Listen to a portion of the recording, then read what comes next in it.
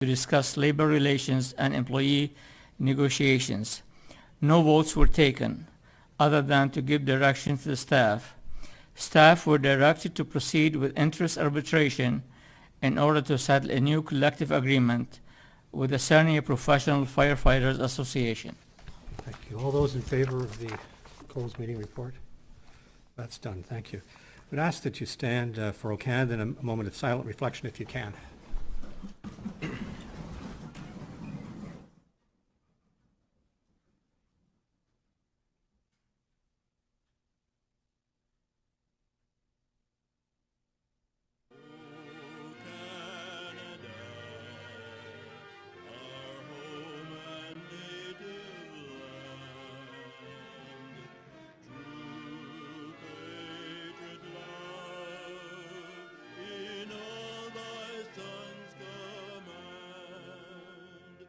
With glowing hearts we see thee rise, the true North, strong and free.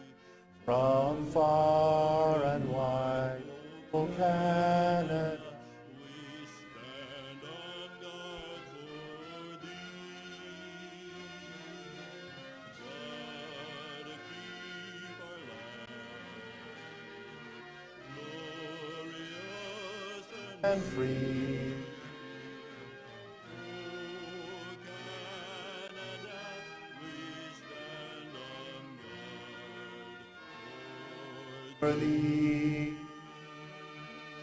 O Canada, we stand on guard for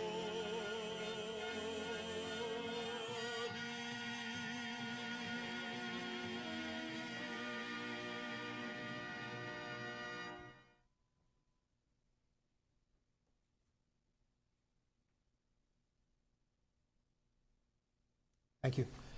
Are there any declarations of conflict of interest? Being none? We have 4 delegations, and I'll start with the first, Sandy Campion. And Sandy, you're up here on this side of the chamber, if you'd like to go ahead.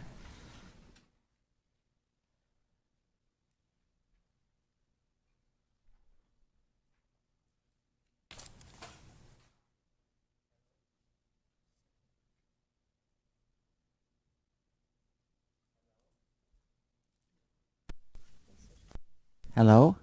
Yep, we got you. Good. Good afternoon, Mayor Bradley, members of council and staff. Thank you for giving me this opportunity to speak about my amended proposal for the Sarnia General Hospital site. As you all know, I have been trying to get my proposal on the agenda since November 2016. I believe it would be in the best interests of the City of Sarnia and its citizens to keep the Sarnia General Hospital site. The reason for that is simple. It is owned by the city, and I understand the provincial government is making funding available to cities with a population of 100,000 or less. Also, the government is urging municipalities to hire local contractors rather than go out of town or out of province. This site could and should be used to build a senior living facility with all the units rented, not sold, and a percentage of the units geared to income. There's a 2.5-year wait list for senior living facilities in Ontario alone. The land across the street from the Sarnia General Hospital site on George Street could be used to build offices for rent for such things as a family doctor, eye care, physiotherapy, or a dentist. These professions could be easily accessible for the people living in the senior living facility, as well as to the people living in the surrounding area. The senior living facility would also keep the Mitten Street Village alive. We all know that once Skits is shut down, Mitten Village will no longer exist. Hundreds of jobs will be lost and businesses closed down. I believe that building the senior living facility is not only going to create a lot of good jobs immediately, but create good full-time jobs and temporary jobs once completed, thereby helping the economy in the city. Local contractors will cost a lot less than out-of-town contractors because there would be no need to pay travel time, plus mileage or hotel rooms and meals. The teardown of the old hospital can be done by our local workers. Sarnia has the best asbestos removal workers here in Local 95. They are trained, certified, and very qualified.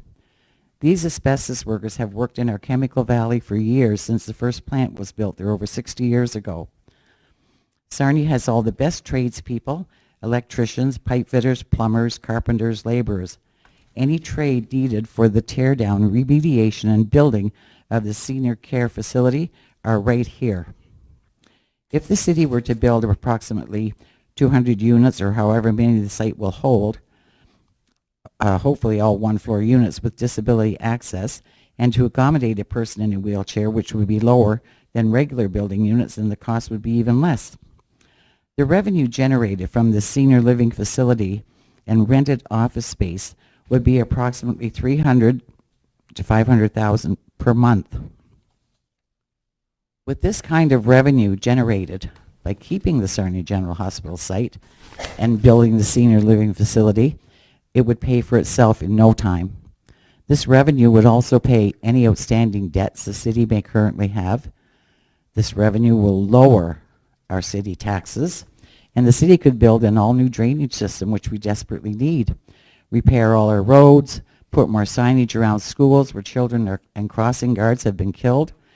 The list is endless of what can be done with this revenue, just as the revenue from the senior living facility is as well. It will be there for us now, for our grandchildren, our great-grandchildren, and into perpetuity. I, as a taxpayer, would be more than willing to have my taxes increased for a short time that will eventually benefit this city and its citizens. The only amendment I have made to my original proposal is this. Back in January of 2017, I read online where someone asked if the city would pay over $4 million to help a private group to tear down the old Sarnia General Hospital site so that this private group would be the ones to benefit. I once again sent an email to Councillor Cindy Scholten, dated February the 6th, 2017, and she replied on May the 17th, 2017, informing me that my proposal couldn't be put on the agenda because the site was for sale. And if no one comes to the table, then our city will have the great burden of spending millions to make it safe for redevelopment. Does Councillor Scholten believe it's okay for the city to have the great burden of spending $5.3 million to give to five private individuals rather than to benefit the city of Sarnia and its citizens? Are they, is Councillor Scholten and Councillor White okay with putting a further burden of hardship on the citizens of Sarnia by having their taxes increased once again to pay for the follies of Sarnia City Council? I have shown clearly how the citizens of Sarnia will benefit by the city keeping the Sarnia General Hospital site and have their taxes lowered. How can Councillor Scholten or any other councillors not agree with that? The giving of $5.3 million of our tax dollars to 5 private individuals is something that I cannot agree with. To benefit these 5 private individuals rather than the people of Sarnia is not something I can support. Or is it already a done deal? If anyone has any questions, I'd be more than happy to answer. Councillor Couch? Councillor Couch first. Thank you, Worship. Thank you, Sandy, for coming up here and giving your presentation. On the face of it, sounds like there's some attractive parts to it, but there's some parts that, when I look into them, I don't see that they're exactly the way you stated. First of all, I looked, and trust me, I did look, and I couldn't find anywhere that the province was putting forth any legislation that encouraged communities to prefer local bidders. In fact, everything I saw was pretty much the opposite of that. And every municipality in Ontario and every province in Canada is bound by NAFTA, which basically says the opposite of that. So that takes away, I mean, I'm attracted by the idea that if we took this on, we would be able to pick and choose among, and you mentioned, we have some of the best asbestos workers in the world in this city. But the fact remains that the law, which we would have to follow, would mean that we would have to put that out for bid. And anybody could come in and bid on that. So do you have any reaction to that? I certainly do, because anybody that would come in from out of town to bid couldn't possibly match a bid that would come from local contractors. They couldn't even come close, having to pay travel time and mileage, hotel rooms, meals. And also, I don't know if you checked into this, but the Ontario Action Plan does have funding for such bills, and a city with a population of under 100,000 people, I'm sorry, Okay. also qualifies for funding. I've got a couple of other questions. I've got Councillor Bursavage, Councillor Bucci. Thank you, Ms. Companion, for your fine presentation. Obviously, you invested quite a bit of time into making it, and I truly appreciate it. I'm probably further behind than you are. I'm still stuck at the shell shock I had with the court decision about the ownership, and because again, you know, the Blue Water Health used to show the buildings on their balance sheet, magically disappear, and supposedly we own it now. What is your opinion as a citizen living in this town about this this court ruling? Do you agree with it, or you think we should appeal it? And perhaps another question to our city solicitor: if we own this thing, when did we acquire these hospital buildings? I always understood we had owned land, but not the buildings. So when is the effective ownership date for the city of the hospital buildings? We deal with the question to you, Mr. McEachern, first, and then to the speaker. Certainly. Well, certainly it's as of the court date. I mean, if there's an issue that's relevant prior to that, then that would have to be discussed. So there's, can I have a follow-up question here? Because to me, if the ownership was not acquired, we do not own it. And you say it's a court date. You know, that's, again, my personal opinion, the judge had a bad day and ruled in a way that is very difficult for me to comprehend. But anyway, thank you for your answer, Mr. McEachern. Did you want to respond to the question, or? Well, actually, I believe the city owned the land and the building. Like, I'm not a lawyer, so I don't know what any of the details. Okay, thank you. Councillor Bucci, you had a question? I want to follow up on Sandy's quote here. It says it's owned by the city, and the provincial government is urging all municipalities, cities, to hire local contractors instead of out of town. Is this legal?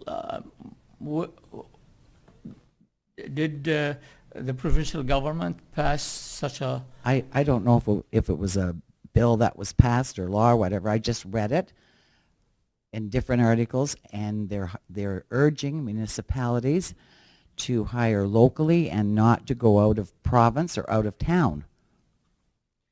Could we follow that up and see whether the CEO can remark on that? Is this true or not true?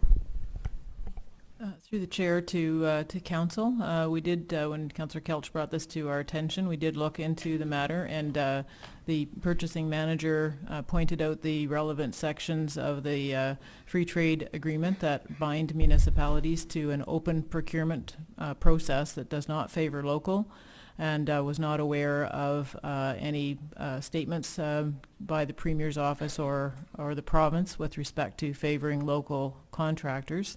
We then followed up with MPP Bob Bailey's office to make sure that we hadn't missed anything in our search with respect to such statements.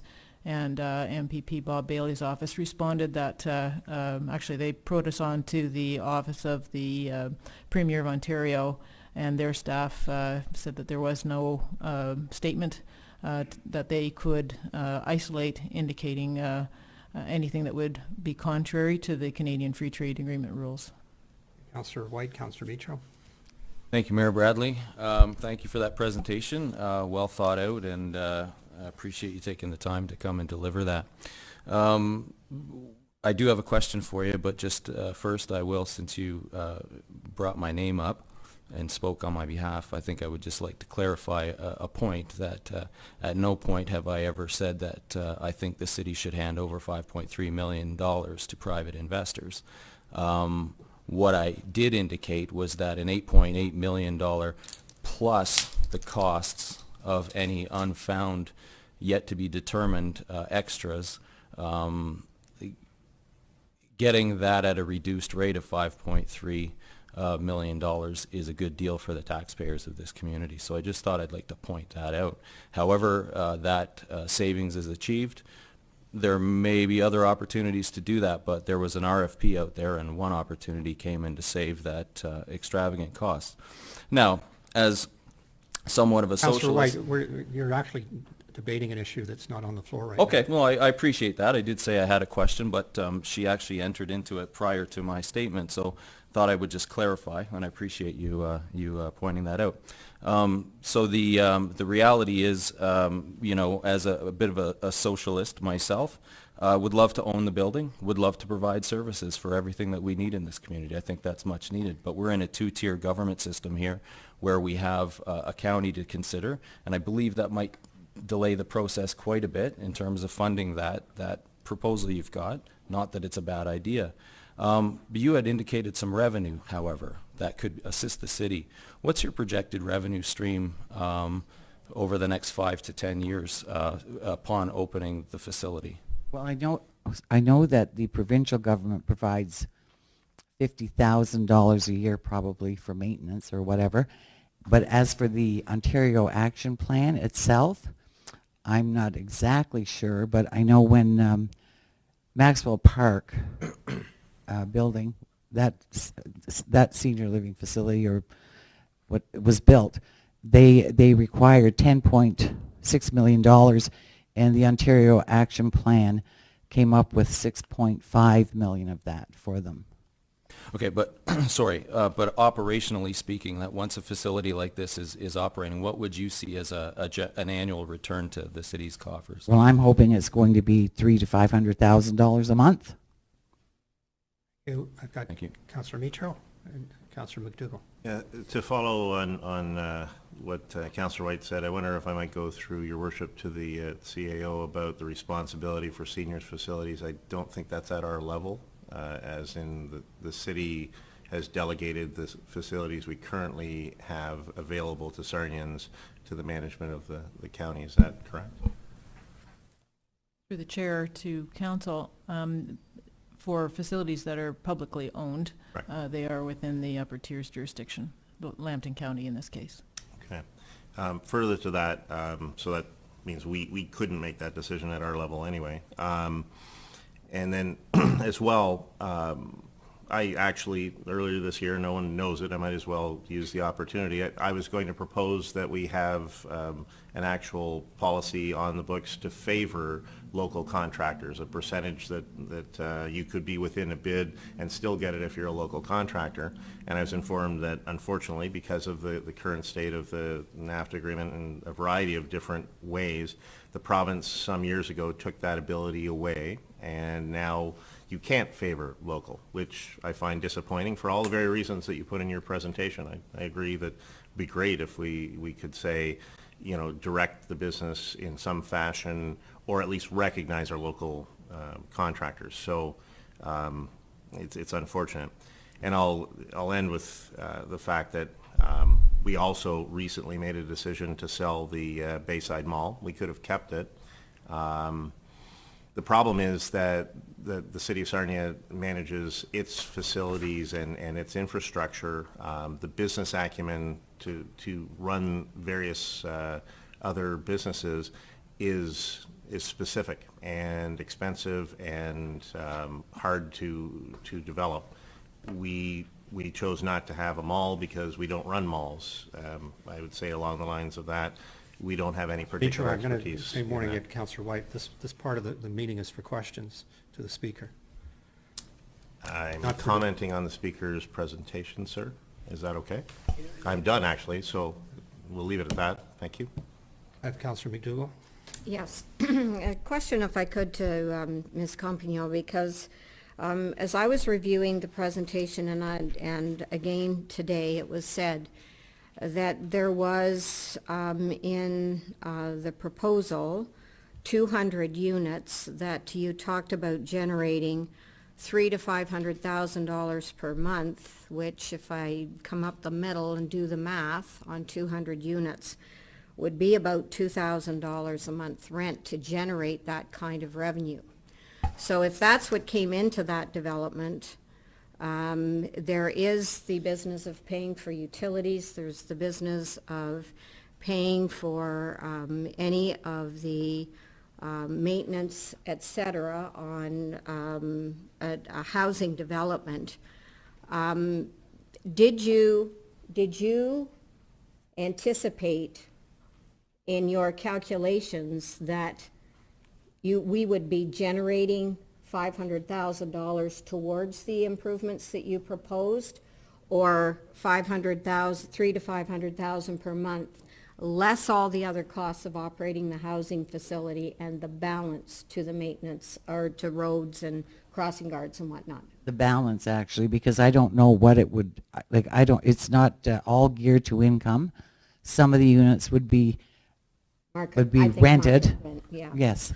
Okay. And just a portion geared to income. Okay, okay. And I guess to that, to follow up on that, I too know that, or as a number of years ago when I was first elected to council, I brought forward a motion about hiring local contractors, and it went back to the industry, and I, along with the rest of my colleagues on council, was advised that we couldn't do that anymore.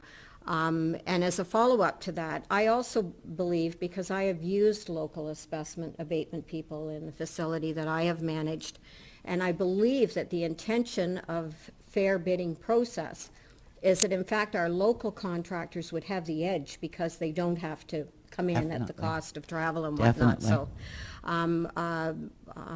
the letter that came through the government through Mr. Bailey's office does point out that we can't prefer local. So I would have confidence that our local bidders would be in the best position to come up with the best pricing, but I don't know that.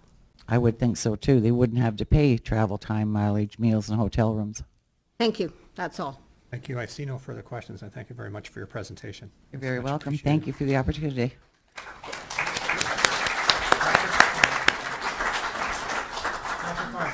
Speak on the Baxter Park issue.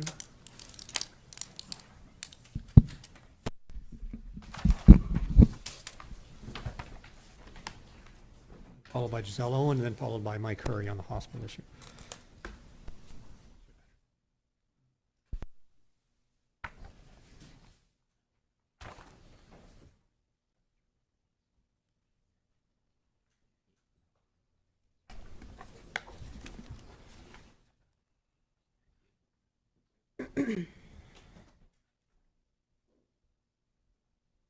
Thanks.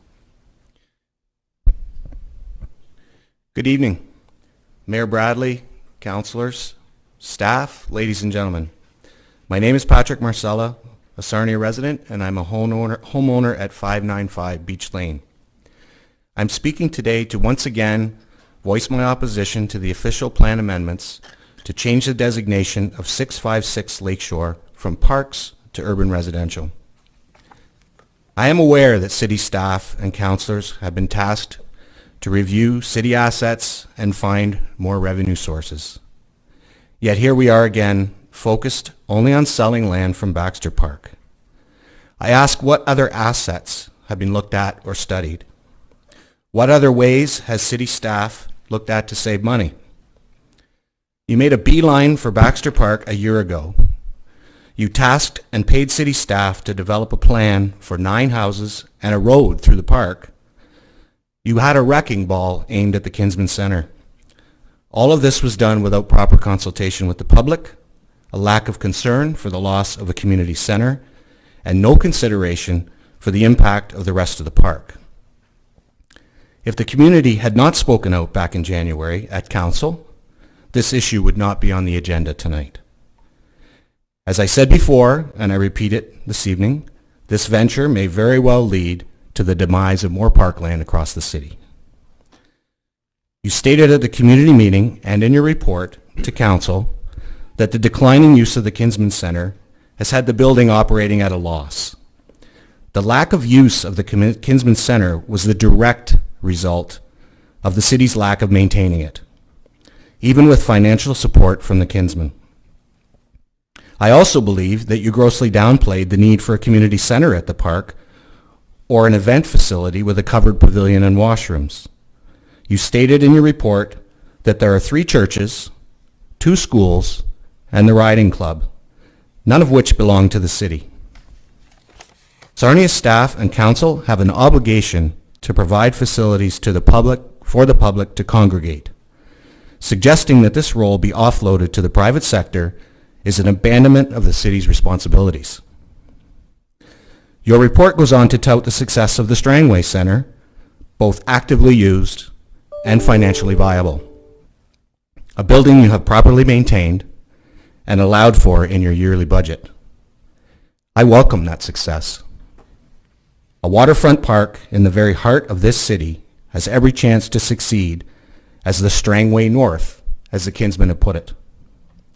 No matter what is left of the old or what might be built in the future, there is so much potential for Baxter Park, a community center on the Kinsman site that can offer a variety of senior and youth programs and family events and add to the beauty of our waterfront. I really hope that council took the time to read the entire report. Staff neglected to highlight the fact that the online survey showed an 82% approval of the community group proposal. The majority of written comments and emails were not only opposed to selling parkland, but also in favor of enhancing facilities at the park for community use and enjoyment. That same message was sent loud and clear to city staff by almost all of the 120 people that attended the general meeting at Clearwater Arena. The Village of Point Edward, over the last 2 years, has had several requests to allow the purchase of parkland to add to residential. All have been turned down. A clear message was sent by their council that Point Edward parkland was not for sale. They are also taking a page out of Sarnia's waterfront master plan to promote the waterfront as an integrated destination for tourist initiatives, development, celebrations, and events. They have plans for a covered picnic pavilion to supplement the new splash pad. This just reinforces what I have said all along about the need for such facilities. Sarnia should follow their lead and keep waterfront parkland for the whole community to enjoy. I believe that with the help of the Kinsmen, who have done so much for this community, the citizens of Sarnia, local business and industry, and the support of city staff and council, we can achieve the same goal at Baxter Park. I would now like to address the issue of the Kinsman Center being a separate 2-acre tract of land and is not part of the 8-acre park, as the city claims in their report. A search of documents for the Lakeshore property produces 2 deeds under one property identification number.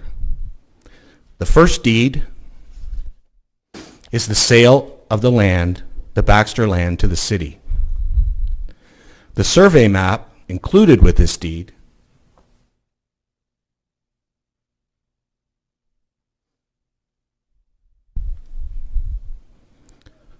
shows the 8-acre property in its entirety, outlined in the red.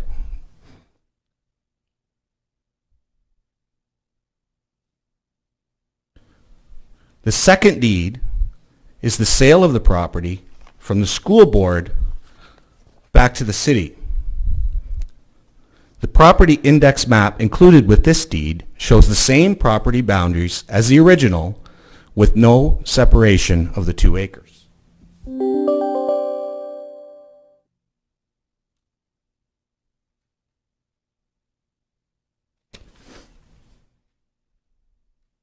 When searching for the sale of the 2 acres from the city to the school board, this deed was found.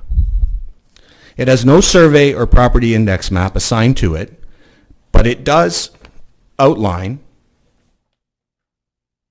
the same boundaries as the zoning designation lines used in the city proposal.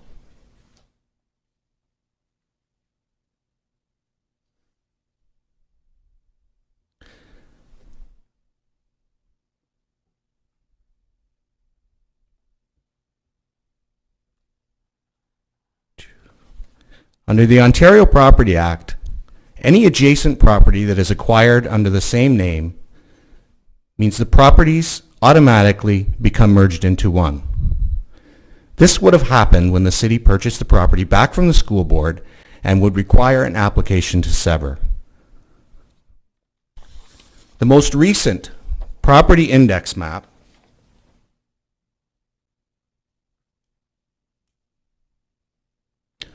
of Lot 63, Concession 9, front concession, shows the 3 properties recently surveyed at the corner of Lakeshore and Colborne.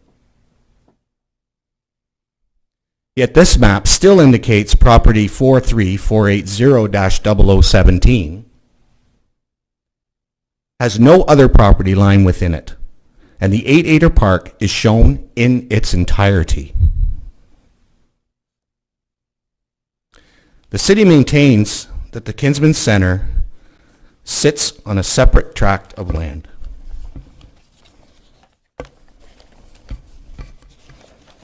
Where's the rest?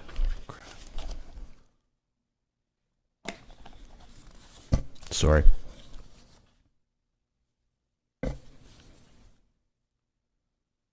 And is not considered as part of the park. The boundary lines that are shown on the city proposals use a zoning designation map with lines defining open space and open space 1. They also use satellite images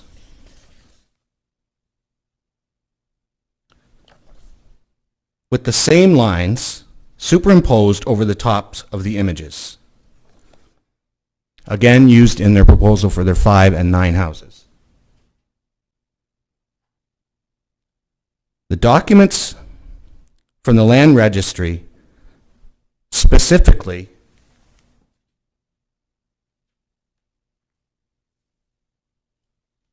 this recent property index map shows no separate parcel of land. I have maintained all along that this is one piece of property designated as parkland, and that council did not have 2 separate acres to declare surplus in the first place. The onus is on the city to prove otherwise. Thank you.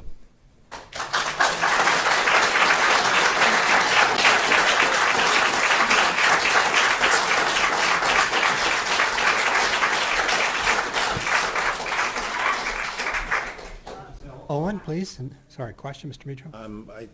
Just through your worship to the city solicitor, Excellent, that's thank the one assertion that's been made. If we could have comment on the designation of the 2 acres and how that's been arrived at, would that be appropriate at this point? A little difficult to address because we're mixing apples and oranges here with the argument, but the parcel registrar is not determinative as to whether a piece of property is 1 or 2 pieces. You can have a single piece shown on a map like that. That can be 2 or more pieces, or you can have 2 or more pieces shown, and in reality they are 1. So it's not a legal argument to go by that map. Giselle Owen, would like to come forward, please, and then Mike Hurry.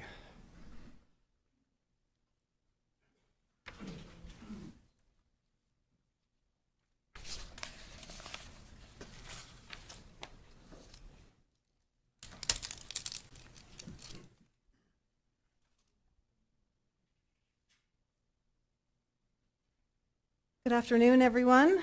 To the mayor, council, city staff, and members of the audience. My name is Giselle Owen, and I live at 684 Lakeshore Road. I'm here today representing those in opposition to selling parkland. I'd like to thank everyone who has supported us in our efforts to save parkland from residential development. By a show of hands, who in the audience supports our cause? Thank you very much, and thanks for being here today. Appreciate it. I hope Council has had the chance to read all the public comments at the end of the Planning Department report. Most were in favor of keeping a community center and opposed to selling parkland. The vast majority of the more than 100 people at the public meeting in June were also in this camp. I also hope you've considered the almost 500 petition signatures from across the city and outskirts that are opposed to selling parkland. The petition signatures reflect the fear of the precedent you would set for all parks in Sarnia. The public's message is clear. Our parks are not for sale, not even portions of them. Also, the fact that no one from the public spoke at the hearing in January or is on the agenda tonight to speak in favor of residential development on parkland. This conveys a clear message as well. How the land came to be surplus in the first place, as opposed to the building, is a puzzle to all of us. All the reports that we've read talk about the concerns related to the community center, and that based on those concerns, it should be demolished. There's no mention in the reports that the land itself was an issue. So why did you choose to sell perfectly good parkland when it's the building that you claim is the issue?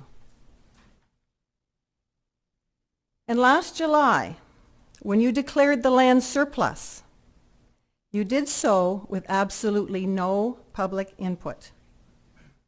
Interestingly, the city has a bylaw passed in 2006 called the Waterfront and Parkland Protection Bylaw. The bylaw requires public notice and input whenever they make or receive a proposal to sell waterfront or parkland over half an acre in size.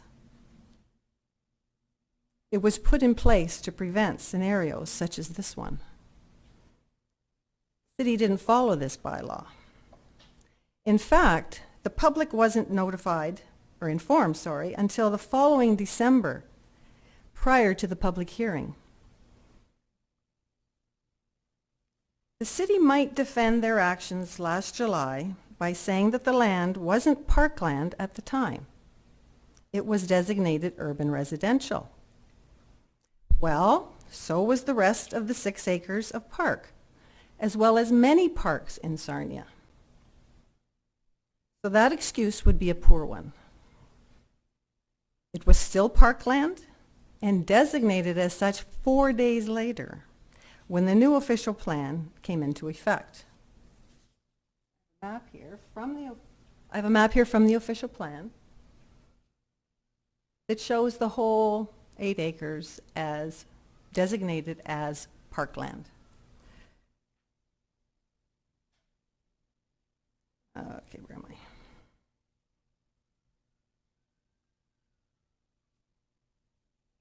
Okay, so any attempt to call it anything but parkland is smoke and mirrors. The bottom line is the new official plan says the city shall not dispose of any community park. Shall not means must not. The subject land is the portion of the overall 8 acres that has visibility and access from a busy main arterial road and bus route. The entrance is flanked by 6 mature maple trees, all of which would be destroyed by housing development, which would not reflect well on the city's efforts to get the public on board with the proposed tree bylaw.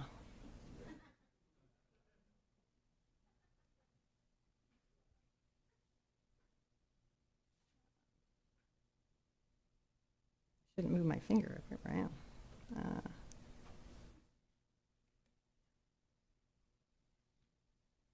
This Lakeshore Road access is the part that says welcome to anyone that passes by, whether on foot, bicycle, car, or bus, just like Canatera entrance on Christina Street.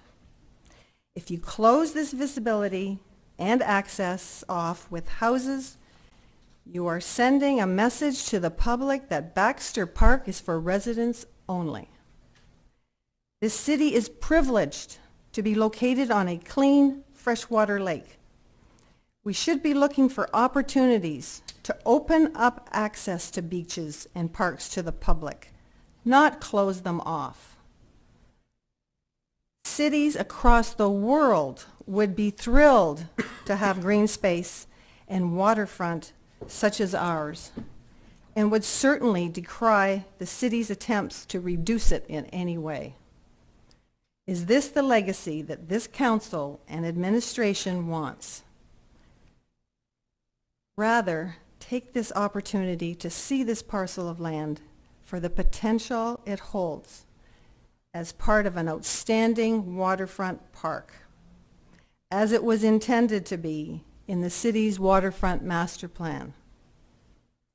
Once this land is gone, it's gone for good. Don't abandon it. Don't abandon its potential for the sake of short-term financial gain. In fact, since the city hasn't decided yet who might even develop the land, the housing proposals that have been shown could change completely, and it's questionable as to what the financial gain might be, if any. Finally, I'd like to say that we were extremely disappointed and dismayed with the Planning Department report.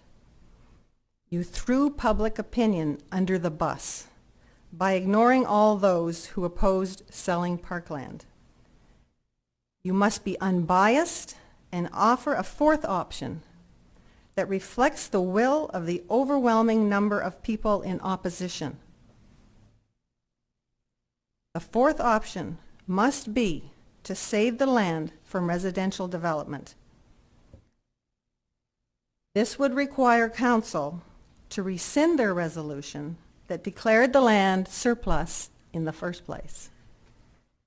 Then, and only then, can we move forward with making this one outstanding park with amenities for all.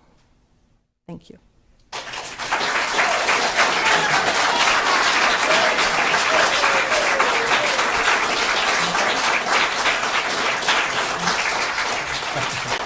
Councillor Boucher? Councillor Boucher, question?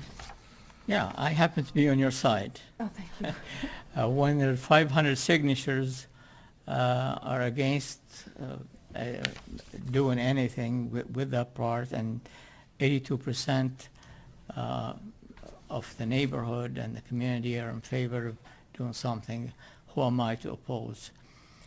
The question I have for you, which is very important, if we develop this into community center and the Kinsmen get involved and you in the fundraising,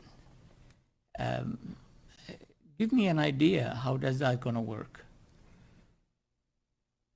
As the public resident who has been involved with this from the start, I would anticipate that we would take a step back and let the Kinsmen take over to do the fundraising, and we would help them. We're not professional fundraisers. They're the fundraising people. So we would step back, but we would help them to do that.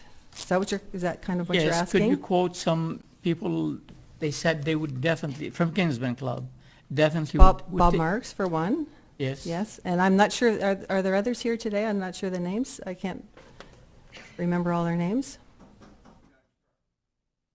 Jack Struck? Thank you. Have I answered your question? Oh, fine, yeah. okay, thank you. Yes. Councilor Brusevich? Oh, sorry. You mentioned some public opinion survey and so on. Do you know the numbers in that? I tell you, 500 signatures. I've seen over 2,000 signatures in petition opposing proposed smoking bylaw a few years ago in a matter of 3 or 4 days. So that number is sort of relative, but for example, this 82%, how many people actually participate in that survey? I just, like, I don't know how many surveys have been out there, those comments to the city, etc. Do you have some estimates of the number of people expressing? I believe it's in the report. No, I know, but There were were there any 74 other survey, 74 like, people? obviously you come from the neighborhood, you Yes. had a canvas there. I know a lot of people who talk to me about it from Braids Grove, etc. And I'm just trying to assess what the real public opinion is. Obviously here the residents care, and they want to have it retained as a park. I'm just not sure whether there's any other, and I like, even at the public meeting at Clearwater, we had the gentleman from Braids Grove speaking, and quite eloquently, and I actually liked what Mr. LaChapelle said at that meeting, because, it is certainly debated, not in just neighborhood, but other parts of the city, and you mentioned some signatures from even outside of the city as well. That's correct. So, do you know what's the breakdown on this? How many of those opinions came from other municipalities, etc.? I never really... Other than Sarnia? Yeah. There might be a handful of people that signed. In fact, I remember my first day going out for signatures, there was a couple from out of town using the park, and they said every time they come to Sarnia to visit family, they use the park. And I said, well, it's all fair. You can sign this petition today. Is that kind of what you mean? I totally agree. Yeah. Yeah. And thank you very much. I enjoyed your presentation. Thank you very much. Thank you. Thank you very One much. more question. Yes? Councilor Couch? Thank you, Worship. Just a quick question. The option 2 that is presented envisions council considering what to do, what amenities to put inside Baxter Park at the same time that we're looking at all of the parks in the city to figure out, to balance everything out and see what makes sense. To me, that makes sense. Does that make sense to you?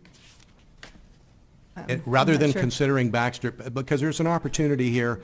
I mean, I'm a simple person, so I see a potential of knock the building down, it becomes part of Baxter Park, which you folks are saying it already is anyway, and then we take a look at that in balance with all the other parks that we have in the city, because we have a bunch of them, and see what needs to be done, if anything, to Baxter Park.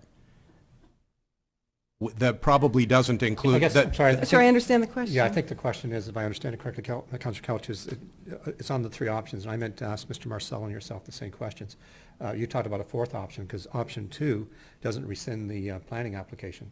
That's It correct. just tables it. Yes. So It of the moves it. 3, our staff options, I guess the question is, it really is, do you support the whole thing being thrown into the mix next year? Yeah, because in my view, option 2 does actually entertain the notion that the planning, that residential thing doesn't happen.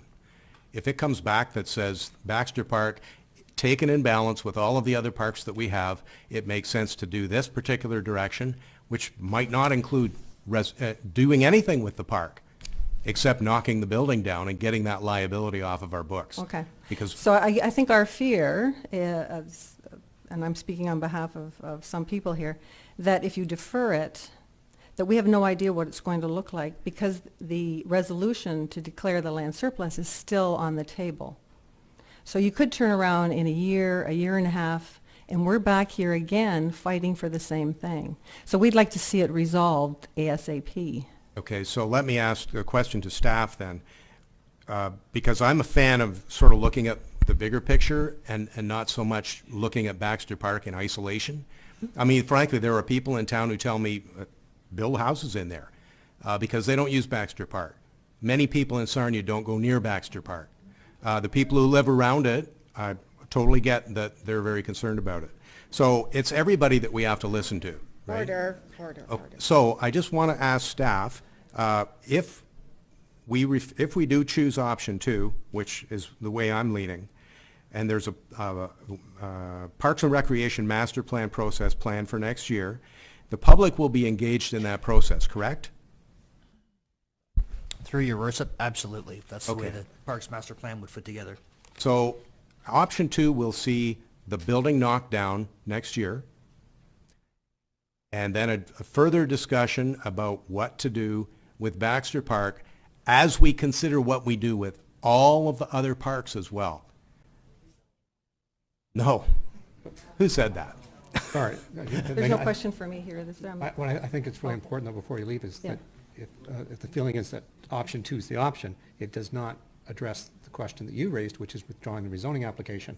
So that is not a threat to the park in the future. Exactly, because I'm afraid that we're all going to be back here again in a year and a half or 2 years because someone, again, suggests that you sell that 2-acre piece of property. And Okay, we I would take like to your see that point. resolved Okay, I take your today point. if possible. Thank you. Thank you. Thank you so much. Mayor Bradley, sorry. Right, sorry. Yeah, Okay. thank you.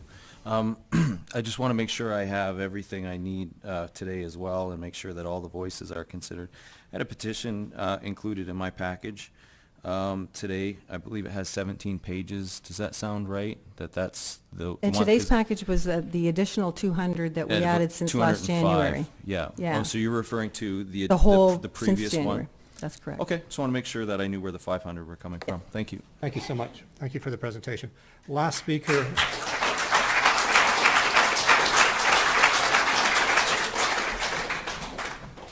Is Mr. Mike Hurry, and after that, we'll then move into dealing with the 2 reports to deal with the issues that have been brought forward tonight in the delegations.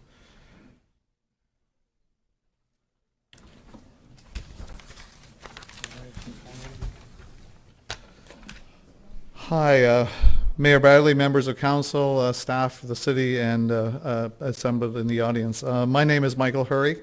Along with my wife and family, we live at 206 Essex Street, which is in the block between Minton and Mackenzie, so directly across from the old Sarnia General Hospital site. A lot has happened, I guess, since I last spoke to council about the hospital site. The court has determined the city owns the property, which is a good thing. At least we know who owns it.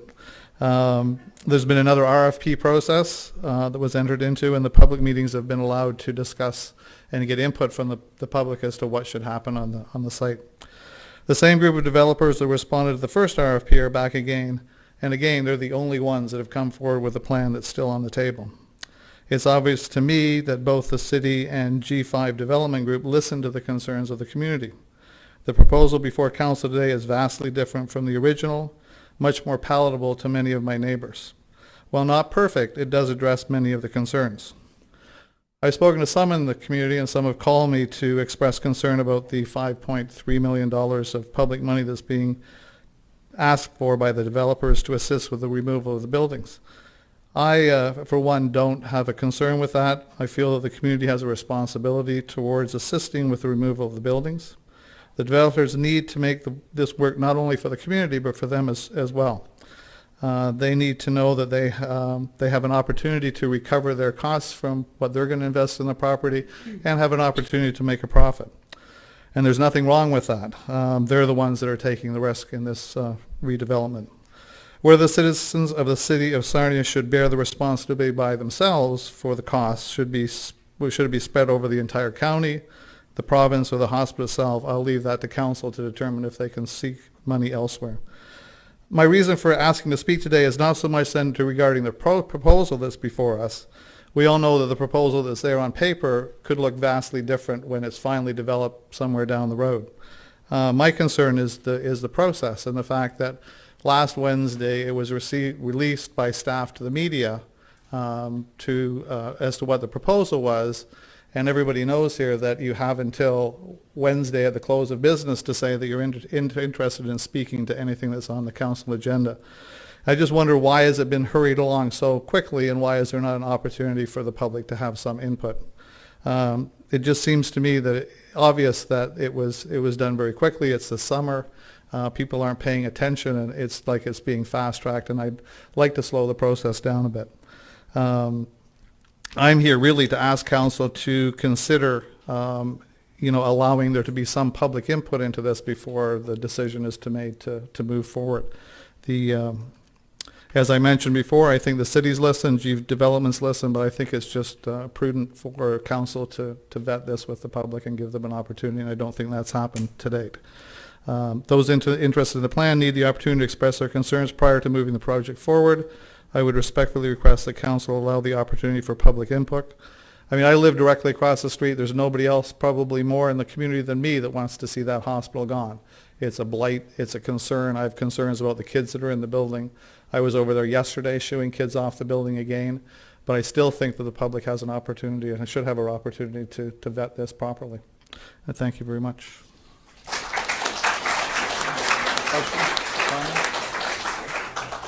Very much, Mr. Hurry. As stated, the two issues that have just been discussed by the four speakers will now be discussed in the order they're on the agenda, and the first one is related to Sarnia General Hospital and the staff report that's there. Councillor Schulden? Yes, I would move for discussion that Sarnia City Council authorize the agreement of purchase and sale with G5. And could I also ask that maybe, since this, if I get a seconder for discussion, that we split the two options, like how we would pay versus giving G5 the... I intended as chair to ask, I was going to split the question, which Okay. and I would also ask you to consider the last speaker's request for public input, but the questions will be split because they are two separate issues. It doesn't matter if council approves how it's financed to the developer. There are two distinct issues, but I think it does matter to the community, so I will do that and split the questions. So is there a seconder for your motion on the first question, which is the agreement of purchase and sale? I'd second that. Councillor Mitro, and then further discussion. Or questions? I have a question to the CEO. Still have the Centennial Park on mind. On page 27, the report said, limit our ability to react to unforeseen events, put significant pressure on the 2018-19-20 budget process. Unforeseen events. Is that what happened? What would we have in mind, unforeseen events? Council Boucher, I'm going to try to be fair here. I'm going to ask that we, that's a question for the second part of this motion. So on the financing issue. So I think right now we should address the questions on the purchase and sale. If that's appropriate, and I'll come back to you. Councillor Couch? Thank you, Worship. Well, my question is about what the previous speaker brought up, and it really is there a possibility before we move forward on this to have one public meeting? Here's my concern. We've gone out to the public 2 times now with facilitators to gather from them what they wanted to have happen with that site.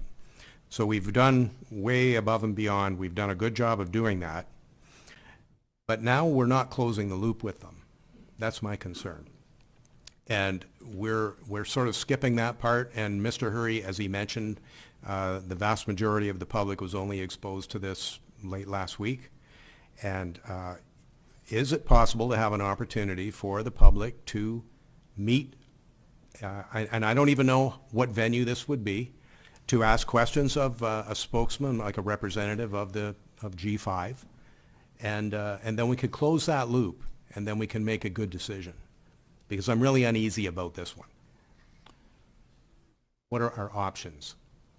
Mayor to council. So if I could just provide maybe a little bit of background as to, how we got here today, and the timing associated with this. Is, the RFP was open for 3.5 months, closed May 31st, and we had the submissions and ended up here with this recommendation today, trying to address the concerns that were raised by the community about getting the building down as soon as possible and preserve as much of the good weather, I guess, season for doing the remediation and the demolition and all of those works. And so keeping in mind that we did have and introduced in this round of RFP the 2 public meetings, so that anyone who was who had asked for the RFP would also obtain all of the public input with respect to the site. The the other part of the rationale for proceeding, besides trying to preserve as much of the demolition good weather as we could and moving it forward with the agreement of purchase and sale, is knowing that the concept that's in the proposal still has to go through the planning review process. So there are planning applications that would be required in order to be able to fulfill the concept that is in the proposal. And those are public processes, as you know, which would involve the community right from the get-go in terms of the applications for those concepts. So we felt that there was going to be still certainly very much a community engagement process on the land use part of the proposals as we were going forward. But we're in your hands with respect to wanting to further engage the public at this point in time. We were trying to, as I said, address the need to move on and address the genuine concern and reduce the city's liability with respect to that building being up any longer than it needs to be. Council has stated, if you wish to have a public meeting, you can do that. I have a question for Mr. McEachran, and it's on the RFP process. This has come up continually in these past few days from the real estate development sector. At no point was there any indication the city would provide money on the RFP. And what I'm concerned about is the integrity, if this is approved, that city council and the city taxpayers are going to be on the hook for approving something that wasn't available to other developers. And I'd really like to know from a legal point of view, the integrity of that process is really clear. I know of one development group that asked, would there be city money? And the response was no, because that's not the instructions of council. So that to me is the critical issue. I mean, there's a lot of merits, as people had said about the proposal. And I think the financing deserves a different discussion with public input. But Mr. McEachran, on the RFP process, that was not an option open to other people on the financing. Will that stand the test of law if anyone challenges us? Well, frankly, I hate to shoot from the hip, but I guess off the top of my head answer is, I mean, it should. We've asked for proposals, and as you said, there was no rules as to whether city was going to give money or not give money. That just, we're looking for proposals. And anybody could have come in with an offer like that. Well, no, I guess, Mr. Hecken, I wasn't being clear, is that no other development group knew that we would even consider, or the city would consider that option. So if that option had been out there, for example, if we had just said today, we're going to have a 30-day RFP and the city council has decided we're going to offer 5.3 million, that would be open to anyone. So that's my question to you. Legally, no one else knew that they could come forward and put money for, or ask for money from the city. That's my concern. That's a concern I'm getting from the development sector. I mean, again, I haven't, looked into case law. I don't share that concern. I mean, we asked for proposals, and a proposal by its nature is wide open, as opposed to a tender, for example, where you know what you want and you're just asking for price. A proposal is wide open and tell us your ideas and how it's going to work. Thank you. Go ahead. Councillor Brusevich, questions? I actually heard the same, even though it's a short period of time that this information became public. I've heard the same complaint as you have. And even whether it's legal or not, it's also the fairness and transparency of the city, that if you are willing to consider financial assistance to developer, we should be open about it, let the public know, and other parties could, because I've heard from people who basically said they didn't think that was actually viable. They figured the costs were prohibitive to develop by themselves, so they did not participate. Who knows what we would get if that willingness of the city was openly indicated to the bidders. So that's one concern I have. And could I also ask another question? This is dealing with, again, with the contribution of the city to accommodate the future development. Normally, when we have financial participation, what's a private sector or public sector, it does not really matter. There is recognition of this contribution in a sort of a equity basis. I do not see anything here. We're spending money to accommodate the future development. and we get nothing in return. There is no even partial ownership of the project, even though we spend public money. Questions addressed to... Yeah, I actually, if I could address both points. The first point being other developers didn't know that they could ask for money, and I don't know where this is going to go, but we will have a legal, potential legal problem if, having issued an RFP, for example, to say, well, we should reissue and open that up. I mean, we've got a proponent who've put forth their ideas that are now public by nature of having to be approved in council. So I want to be real careful of the direction. My greater legal fear is if we go the other way than we've gone. The question of the money, the proposal, the land is being sold as is, and the proposal is as is. It's asking for a $5.4 million. The developer is taking on all the risk. We've made it very clear that we're not prepared to, they can't come back and ask for more. And, you know, if they can make a profit at it, that's why they're at the table. If the costs double for unforeseen things, that's their loss. That's the nature of an entrepreneur, and that's the relationship. If we attempt, and we talked to them about whether we could get that dollar figure lower, for example, and the response was no. If you want to talk, get into the details, then we're going to talk about sharing risk, and that's not where staff wanted to go on it. Okay, thank you. I've got Councillor Mitchell, Councillor Schulden, then Councillor Couch, and I think then the first question, you need to decide whether you wish to have public input or not, and then table this motion, or if you don't want to do that, then at least get something on the floor to deal with that issue. Councillor Mitchell, Councillor Schulden. Okay, to that point, Your Worship, through Your Worship to the CAO, what is the bid that we receive's time frame? When is it, what's their allowance for time to consider?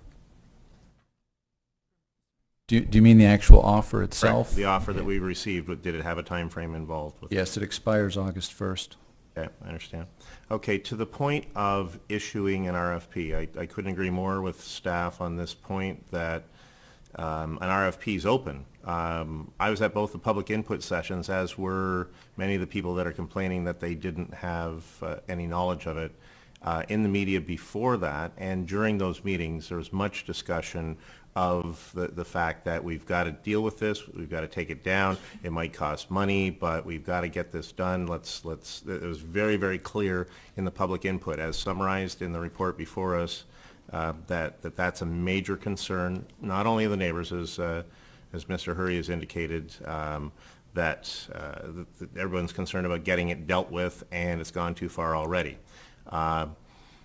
I might remind everybody that we had a proposal before us a couple years ago where zero was being spent, and it was a different usage, and people aren't recognizing that this is different. What we're looking at now is a very different usage for the property. Its return is very much lower than it would be if you're going up multiple floors and it's a commercial, medical, institutional type of mix. So here's what this costs. It costs $5.35 million. According to what we were able to get, 3.5 months open for people to respond. Everybody could have. Anyone could have asked for anything. And there was 2 proposals submitted, one of which didn't meet nearly any of the criteria and couldn't even be considered. Well, the one that did is in great detail, and that's to their credit in providing that. They're the only ones that stepped up again after it was that council previously decided against going ahead with the original proposal. They have come back and been very, very clear about considering all of the factors that are there. Now, having said that, if somehow we can have a public input session that allows us to make a decision before the deadline that we were provided by this group, I have no problem with that. I do not wish us to kite this past a reasonable thing and once again take these 5 people, those same 5 at the beginning, who were turned down in the middle of a valid contract, and put them through that again. They've come forward in good faith. They should be allowed to proceed if this makes some sense. To the last point, we have an almost $9 million estimate in front of us. Does not include for many eventualities that might happen. We will open up another Centennial Park potential if we don't do this. This is a fixed number we've been given a fixed number where all of the risk is on the people who provided it. We know it will cost us more if we keep it. We know that. And it's an open question as to how much more than 8 point whatever million it might cost. The amount that it returns will not get us to a net of 5.35. I'll leave it there. I've got Councillor Schulten, Councillor Couch, Councillor Bushi on the first motion there. Thank you, Mayor Bradley. Before I speak, I have to say that I really don't appreciate it when I have a motion on the floor and it's suggested by the chair that we table it. Happens often. I have a motion on the floor and that's what we're discussing right now. Councillor Schulten, the councillor asked if they could have public meetings, and I was simply giving him my advice as chair. You have the right to decide that yourselves at some point. Okay. So this private group, I think back to the first speaker we had, is not the only group that is going to benefit from this. It's not as if we're giving 5 business people $5 million. In my mind, by accepting this proposal, we are in fact saving the taxpayers $4 million, saving them the risk of taking on the entire $9 million demolition and fees for this. The proposal absolutely addressed all aspects of the RFP and recognizes the community input. And I myself saw actually members of the G5 Inc. at those local groups, and it was described in our report that the community input has been recognized. We have a local group of business people with extensive experience and extensive knowledge and dedication to our community. I think we're lucky. We've been talking about local a lot tonight. We're very lucky that this is a local group that are willing to act fast and move forward to take this hospital down. And I'm sure that as they go along, just like things have with our park and remediation, other issues may come up, more things. The demolition could cost even more. But if we accept this proposal, the risk and the onus is on this group of developers, not on the city, not on the taxpayers. And just to talk about the public input portion of it, realizing, like what the city had already mentioned, our CAO, that they still have to go through the planning process and review planning options that come to council. So the public will get a chance to see that and have an opportunity to comment on that. I think that the situation is dangerous right now for the residents. It's dangerous to sit idle. It's too dangerous to stall this. And my last comment about the proposals, it's a proposal. I'm a marketer. When I speak to a client, I give them 3 or 4 fee options and come up with creative ideas. And I think it's up to, the onus is on the group, the person proposing something to us. If they want to suggest that the city come up with money or different options, the onus is on them. Perhaps other groups didn't have as much experience professionally for something like this that this group does. I don't know. But the onus is on them. And we have something really good in front of us. I think it's really important that we do not sit on our hands. It's time to take care of the city, take down the hospital, and do the right thing today. So that's why I'll be supporting the motion. Okay, I have Councillor Bushi, Councillor Couch. The reason I favor public consultation, because when the bid went out, there was no mention whatsoever that the city would contribute $5 million. So all the public consultations we had, none of them whatsoever mentioned the role of the city in this, paying money. So I think it's important for the public to discuss this when we decide that there's a public consultation on it. Councillor Couch. Thank you, Worship. Well, I am in favor of the direction. Don't get me wrong here. It does, all the good points have been mentioned, Councillor Mitro and Councillor Schulten. I won't go over them again. This thing about not closing the loop with the public bothers me. And it's the only thing about this that does, to be honest. We're going to take on some debt, and in this case, I don't have a big issue with that. I'd like the public to understand exactly what that's going to mean for them. I believe that this could be done in one meeting within the next, I don't know when, and we could call a special council meeting right after that and make a decision. This does not have to kick it down the curb, and I don't want to kick it down the curb. That building is a cancer on this city, and like any cancer, if it's left alone, it's destroying us from the inside out. And eventually, if we keep it up, someone's going to die in there. And I can't guarantee that there isn't stuff in there already that we won't find out until it gets knocked down. But the public meeting part is the closing of the loop.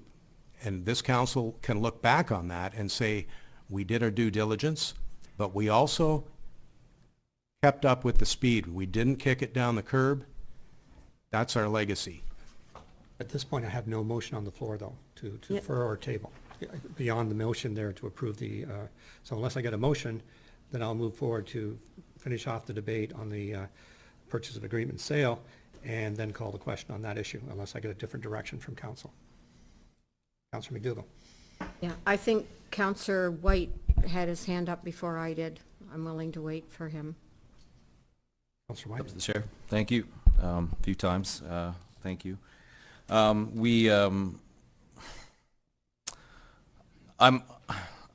appreciate wanting to close the loop with the public. In fact, I think that's an incredibly important part of this. I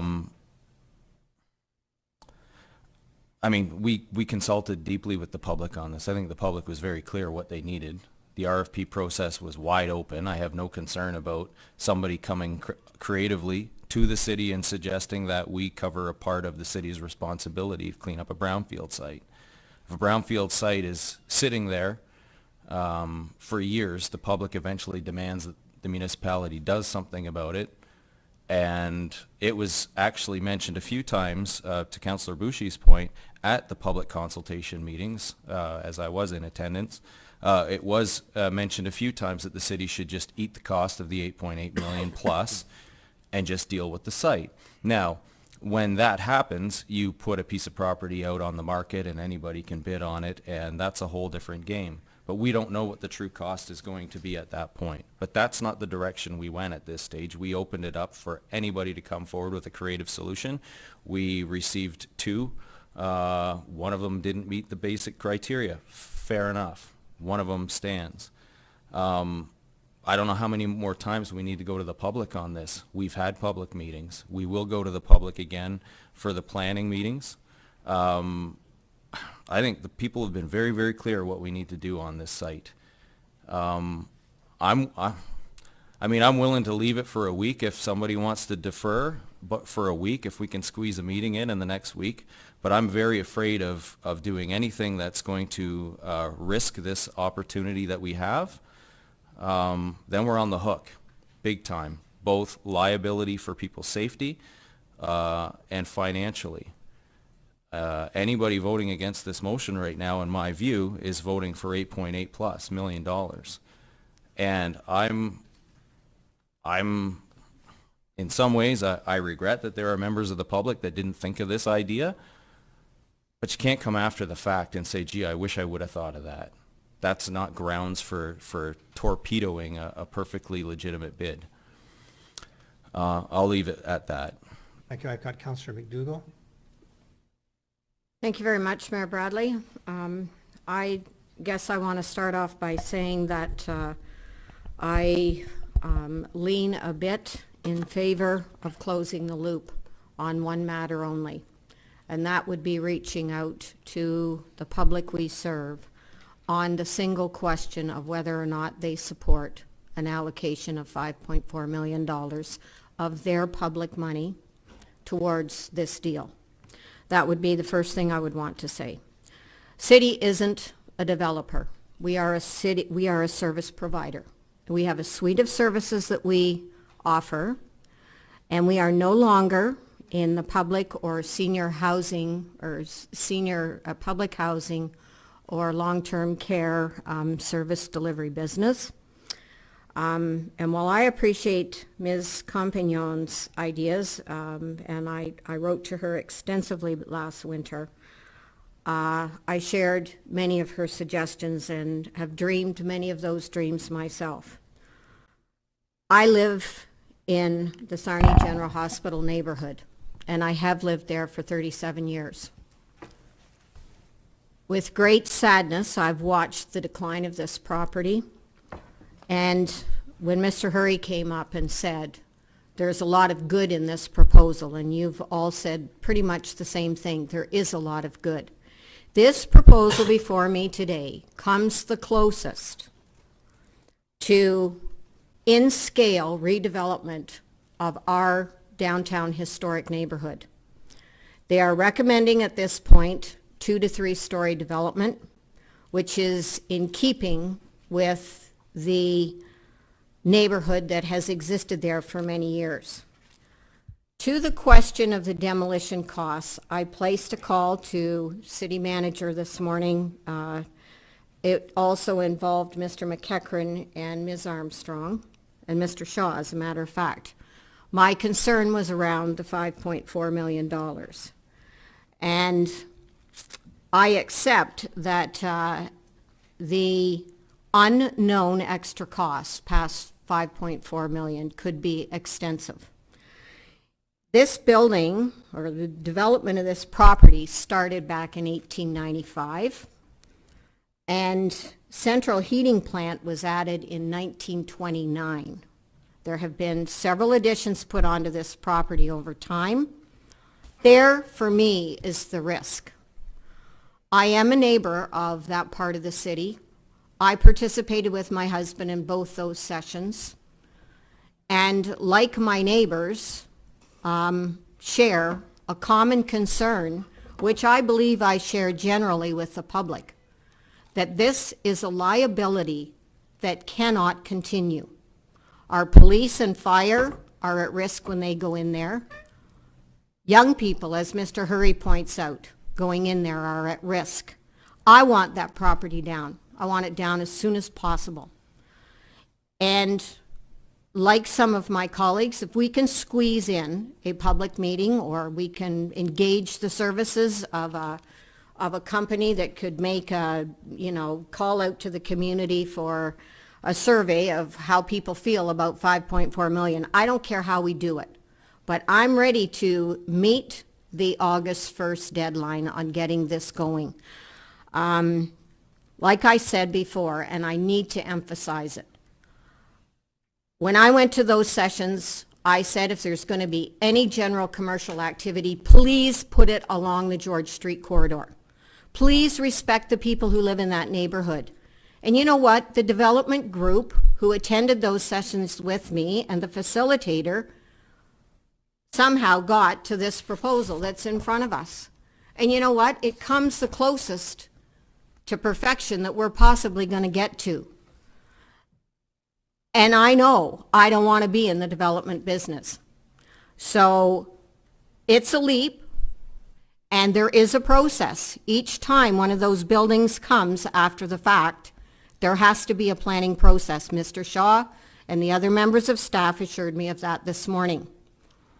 And our city CAO, Ms. Mazik Evans, investigated for me some of the costs to take down some of these other regional hospitals, and they were significant. But this town and this particular site has been under development and redevelopment since 1895. There could be a lot of hidden things in that soil. So kudos to this group that they've come back to us, and I want to thank them publicly for listening to my neighbors, because more than anything, this has proven to me the value of consultation and the value of a facilitator that could bring people and ideas around a shared vision to move forward. So if we can do this before August 1st, I'm in. Your worship, I'm ready to make a Order. motion. There is a motion. There is a motion on the the floor. If I have a motion to amend or to table, I have to take That's that exactly motion. what I have in mind. Need to defer. I'd like to move that we defer the motion until we have a public consultation and make a decision before the deadline. Of August 1st. Yes. Excuse me, everyone else commented about this communication loop, and I had my hand up for a while before Councillor Boucher interrupted, which often happens. May I finish and have my everyone else Councillor Shulman. commented on that. I would like to comment. Schulten, as chair, I do my best to chair the meetings in a fair manner, and that's why I've intervened on a number of occasions tonight. There's obviously a motion coming to defer, and that is taking precedence on this motion. If you wish to speak to the deferment, I don't even know if I'm allowed to do that because tabling isn't debatable. It's not tabling, though, it's deferring. I need to hear It's the full different. motion. It was defer. I think. Defer the motion, yeah. Or before the deadline was what I heard. Yes. Anyway, my hand was up before Councillor Bush, and I would like to have my comment heard before this, the minutes. Well, Like we're following process here. I need to deal with the deferral motion. But my hand has been up for quite a while before Councillor Bushy even put that motion to you, so The rules of order indicate that clearly if someone puts a tabling or deferral motion, I have to deal with that. so they can just speak out loud in the microphone in the middle of another councillor and Sorry, say, Councillor Shilton, the councillor got my attention, and I'm responding to him. If council wants to continue to debate the issue, I'm sure the councillor would withdraw the motion for the time being. I'm trying to be fair as chair. So I have a question on process, if I I can. don't have a seconder on the motion, on the deferral motion. I will second the deferral, but I believe our procedural rules permit further discussion when it's a deferral, When it's a deferral, that's why I wanted to not make it clear. tabling. That's correct. So I would then like to hear from my colleagues and all of you till we're done with this discussion, and then we can go out to the public, if that's what council's Sorry, wish but is. speaking to the deferral, not speaking to the main motion. This is to defer and the wisdom of doing that or not doing that. And that's only on the first motion, it's not on the second motion. So with that, Councillor Shulton, if you wish to speak to the deferral. yes, thank you, Mr. Chair. To my fellow councillors, how are we not closing the loop with communicating with the public? We have followed this process to a T, and I'd like to ask the CAO her opinion in a moment through the chair. I have been there. We have the minutes from the public consultation meetings where it has been talked about from members of the public on the fact that we should and we may have to pay money to help demolish this building. It's in the minutes. We have those reports from the public consultation meetings. I don't know how we're not closing the loop, and I do not believe that we've missed any moment to have public consultation on this option. And I don't support that, and I would like to have a comment from the CAO on that. Through the chair to council, I mean, as I mentioned before, we are in your hands. We did do the additional public consultation, but we're in your hands with respect to that. I would just want to draw maybe some attention to absolutely that we would be wanting to have it quickly so that we're back here for the July 31st regularly scheduled meeting in order to respect the August 1st timeline. And to that end, oh, he's gone. That's great. Perhaps add to the deferral about waiving the public notification requirements so that we don't have to observe a 21-day notice period for that public meeting would be most helpful in order for us to be able to meet that timeline. Councillor McDougall, then Councillor Couch. Yeah. I guess I just wanted to say further to my colleagues' comments about the people who are at the consultation meetings. There may well have been discussion in there, in those meetings, about the extraordinary costs and whether or not those might have to be incurred in part or in whole by the city moving forward. But that is not the same as us publicly presenting $5.4 million here today. And to me, those two things are different.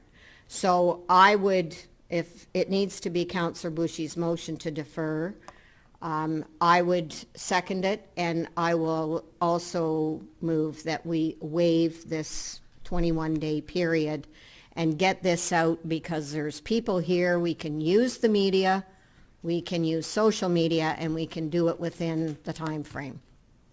Councillor Couch. So just to be clear, I do support this. Fine. And unless something major changes, I will be voting in favor. But here's the thing. The public has not had the opportunity to ask questions about this proposal.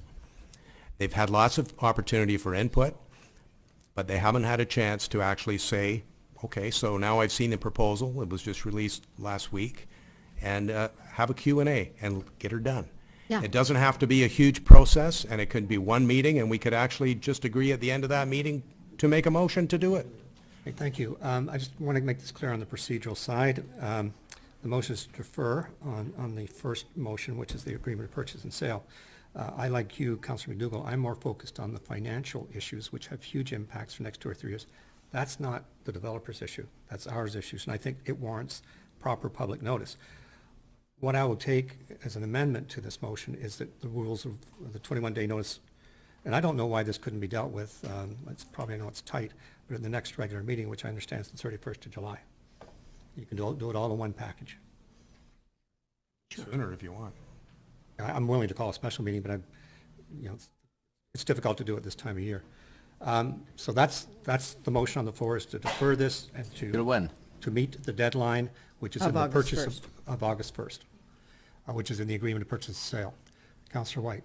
Yeah, I'd like to ask the CAO if the July 31st meeting provides enough time.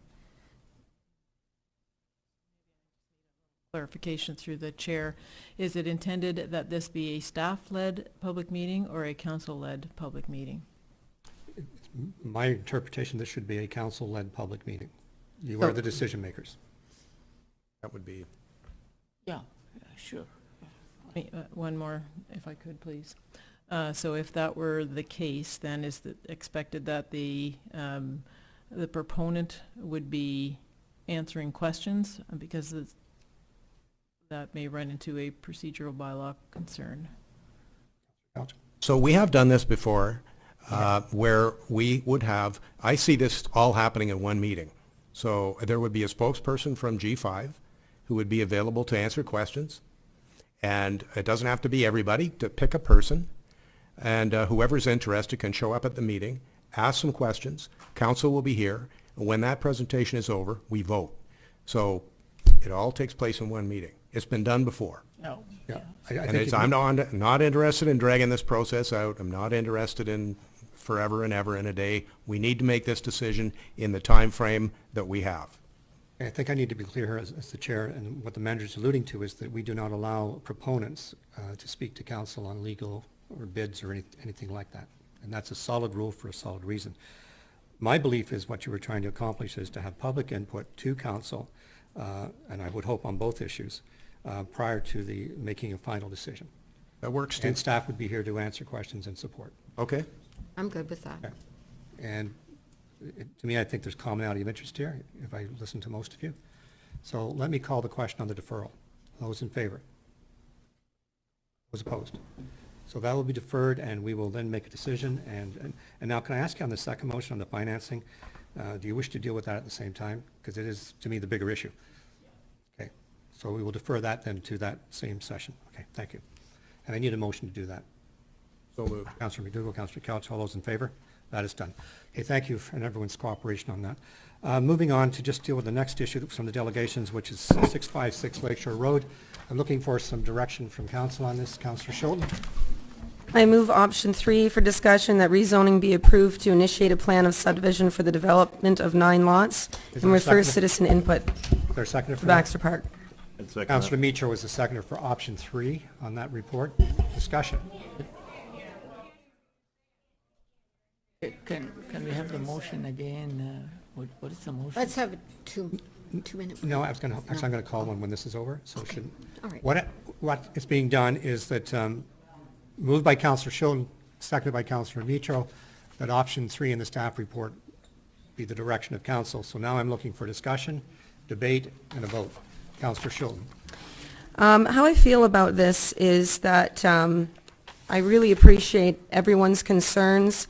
There are a lot of different decisions that, as councillors, we need to make, and some of them pull your heartstrings, some of them affect some groups of people rather than others.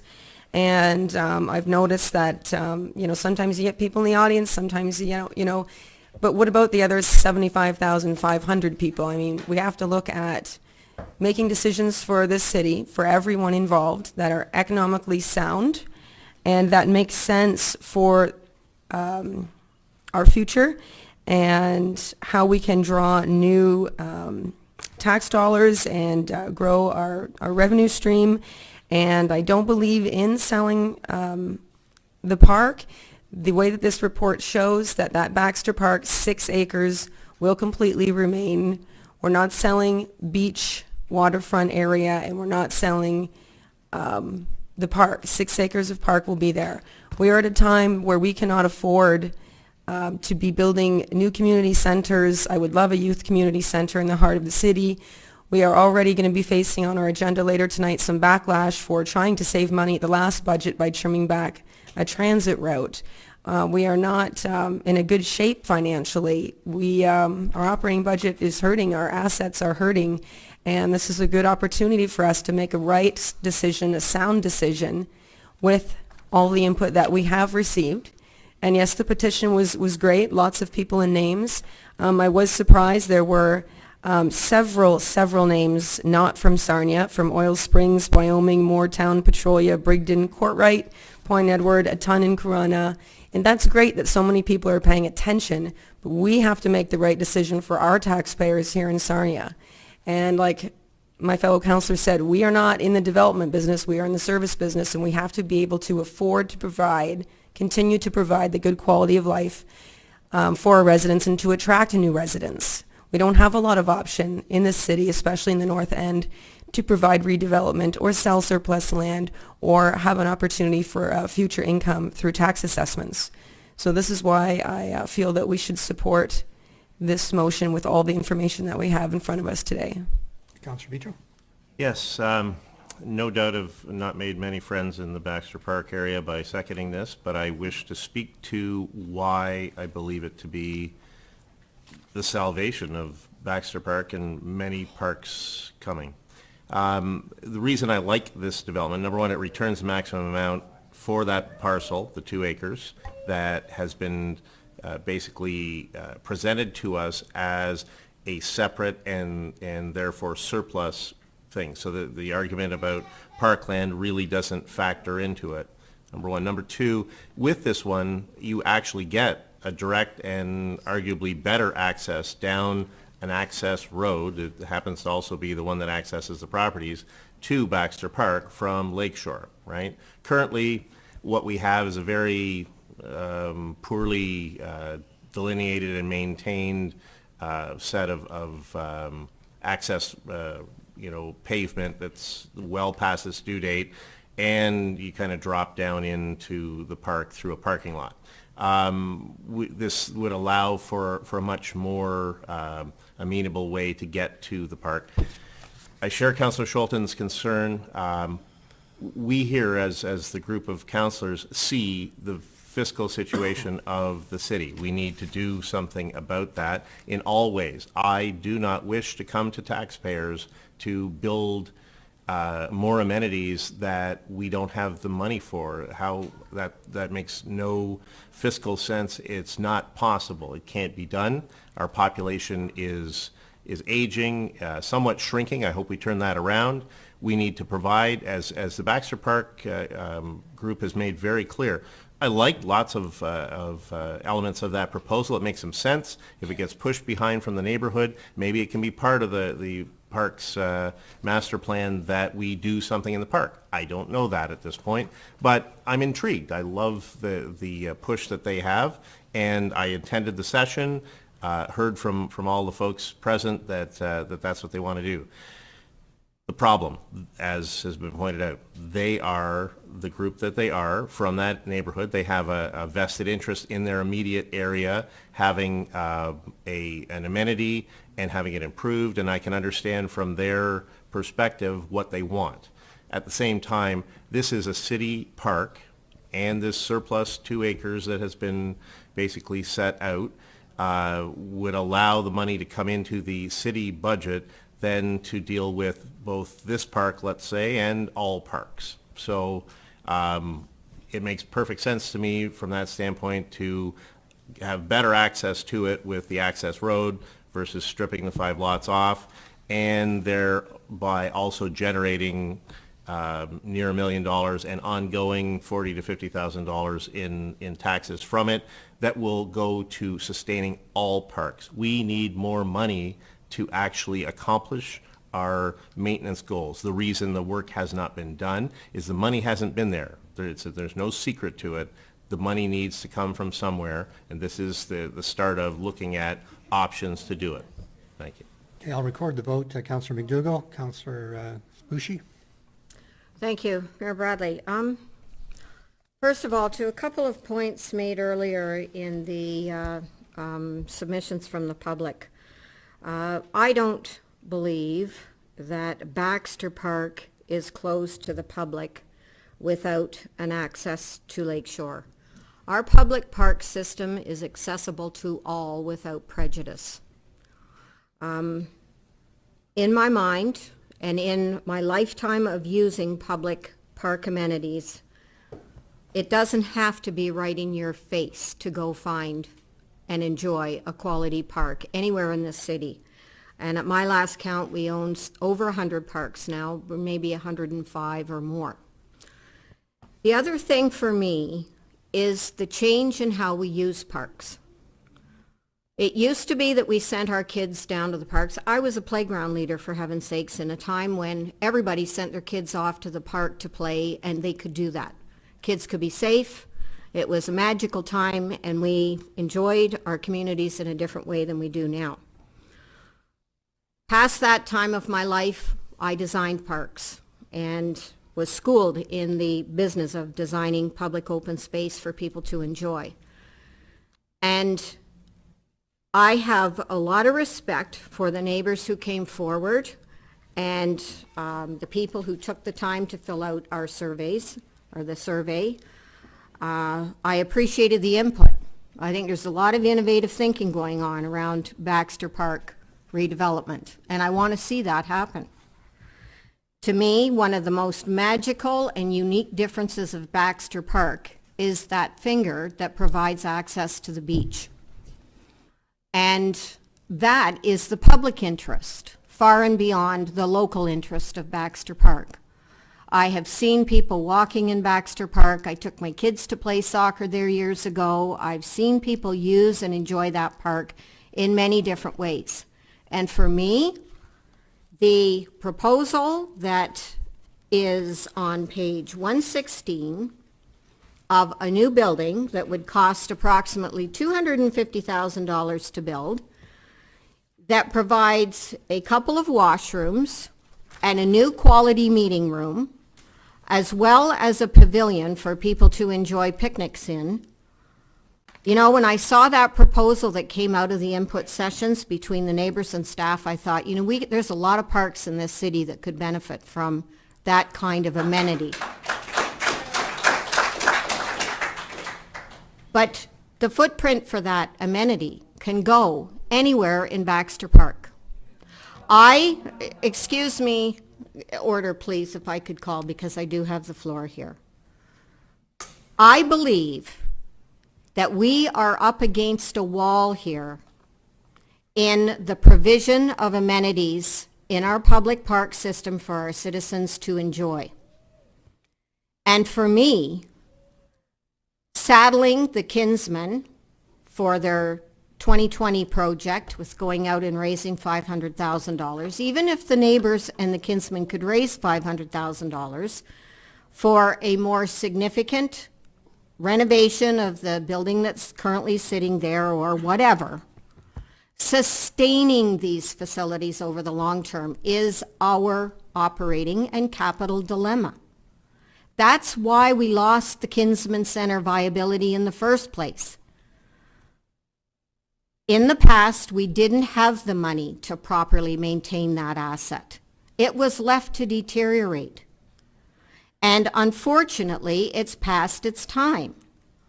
And I believe that moving forward, this city should have vibrant parks that could be all slightly smaller than they are if we could raise some money to redevelop them with amenities that we could sustain because they're the right size to be sustained.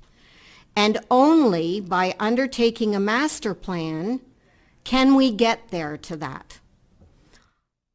Personally, I favored like building lots to what I already see up and down Lakeshore Road. I see risk in putting a road through the middle with a dead-ended cul-de-sac where people might try to squeeze in a little closer to get through to the beach and whatnot and interrupt the integrity of that North End neighborhood. I respect the integrity of that North End neighborhood. And infill, through the provincial policy statement, directs municipalities to infill with like type and form that respects the integrity of the neighborhood that already exists there. So in my mind, respectfully to the mover and seconder of this, of the motion 3, I don't support trying to pack in 9 lots there. And I believe that we have to get to a sustainable new building for that park that could add to the attraction of the beach, the attraction of the park, for the local people who live around Baxter Park, for the people of the North End who are looking for a community amenity where they can meet.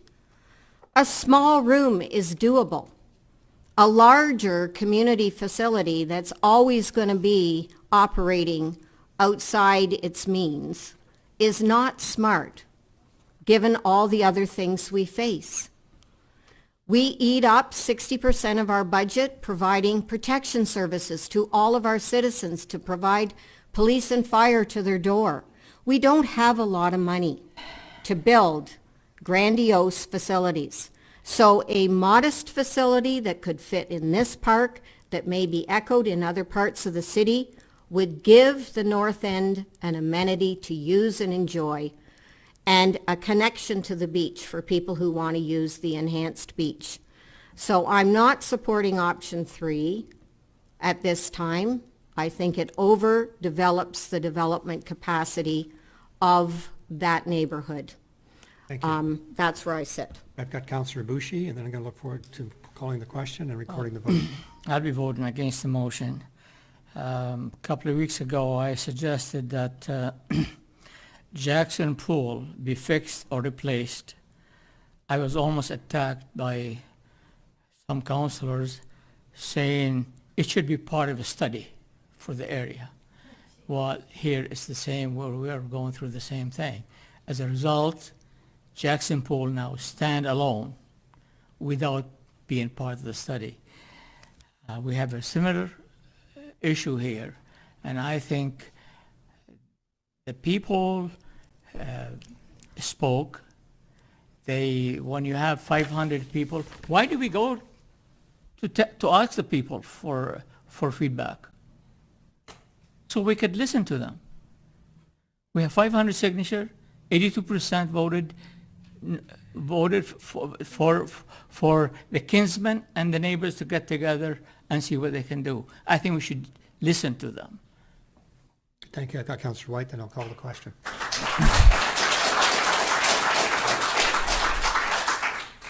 Thank you, Mayor Bradley. I'll be voting against this motion.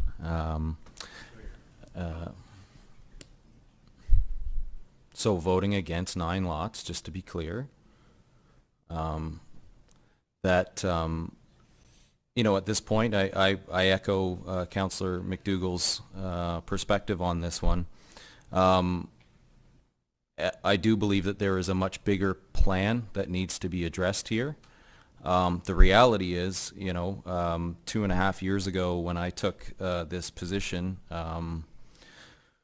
it was a great honor to learn the reality that we all faced as a municipality. And I say great honor because it is a privilege to be in this situation and have access to the information that we do, which is available to the public, but I'm afforded a little bit more time to contemplate and to consider what the ramifications are, and I'm tasked to see the bigger picture of this. The bigger picture for me shows that we have changing demographics, and that particular area of town right now is starting to age out past families with young children. There are a few, no question, but I frequent that park with my kids. I know the usage of that park from firsthand experience. I go there because they can be reasonably alone and do the things that they need to do. Those are during the times of the day that I'm available. That said, there are areas of this town that are developing. Brights Grove, for example, is about to see a boom. That's what all the numbers are indicating. It is our biggest growth area, and as of yet, the city does not own or run any community centers out there. It would seem logical that in a community master plan, we would probably start leaning towards something like a community center in Brights Grove where there are young families and where there is more attraction for outside residents to come and relocate to Sarnia. You go where the numbers go.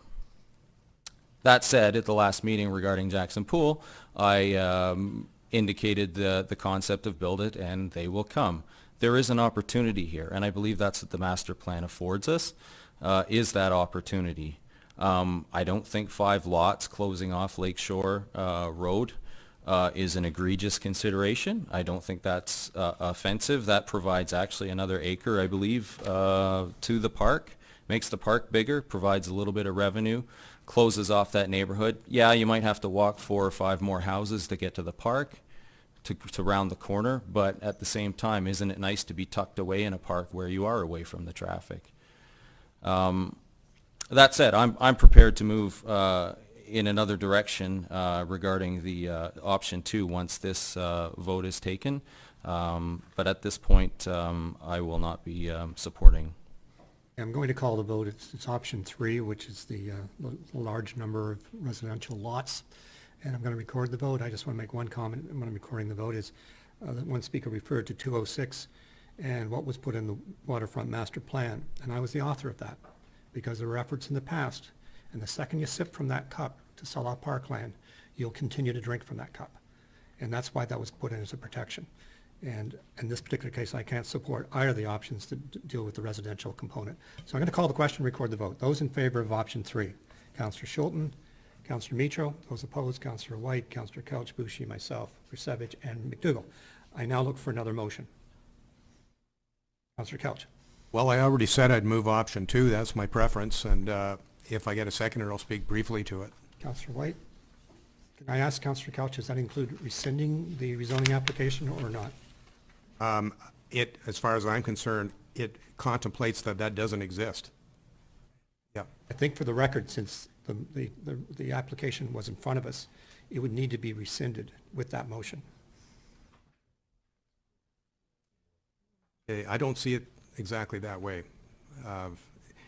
There's nothing in here about, the council has not approved those residential lots yet. No, but there is a rezoning application, is there not, that is Only still with sitting there. number 1. It's still sitting there. Like at some point you have, you know, but, I understand that. well, let me, I complicated for you. Let's deal with what you've put forward and. Okay. My thinking here is simply that Baxter Park, and I said this earlier, so I won't drag it on, but it needs to be considered along with the other parks that we have, not in isolation. I can't make a decision about what to put in. We may find that Baxter Park should be getting amenities that aren't even envisioned right now. I don't know. But to make decisions about the park now without that master plan, to me, doesn't make any sense. Why bother with the master plan?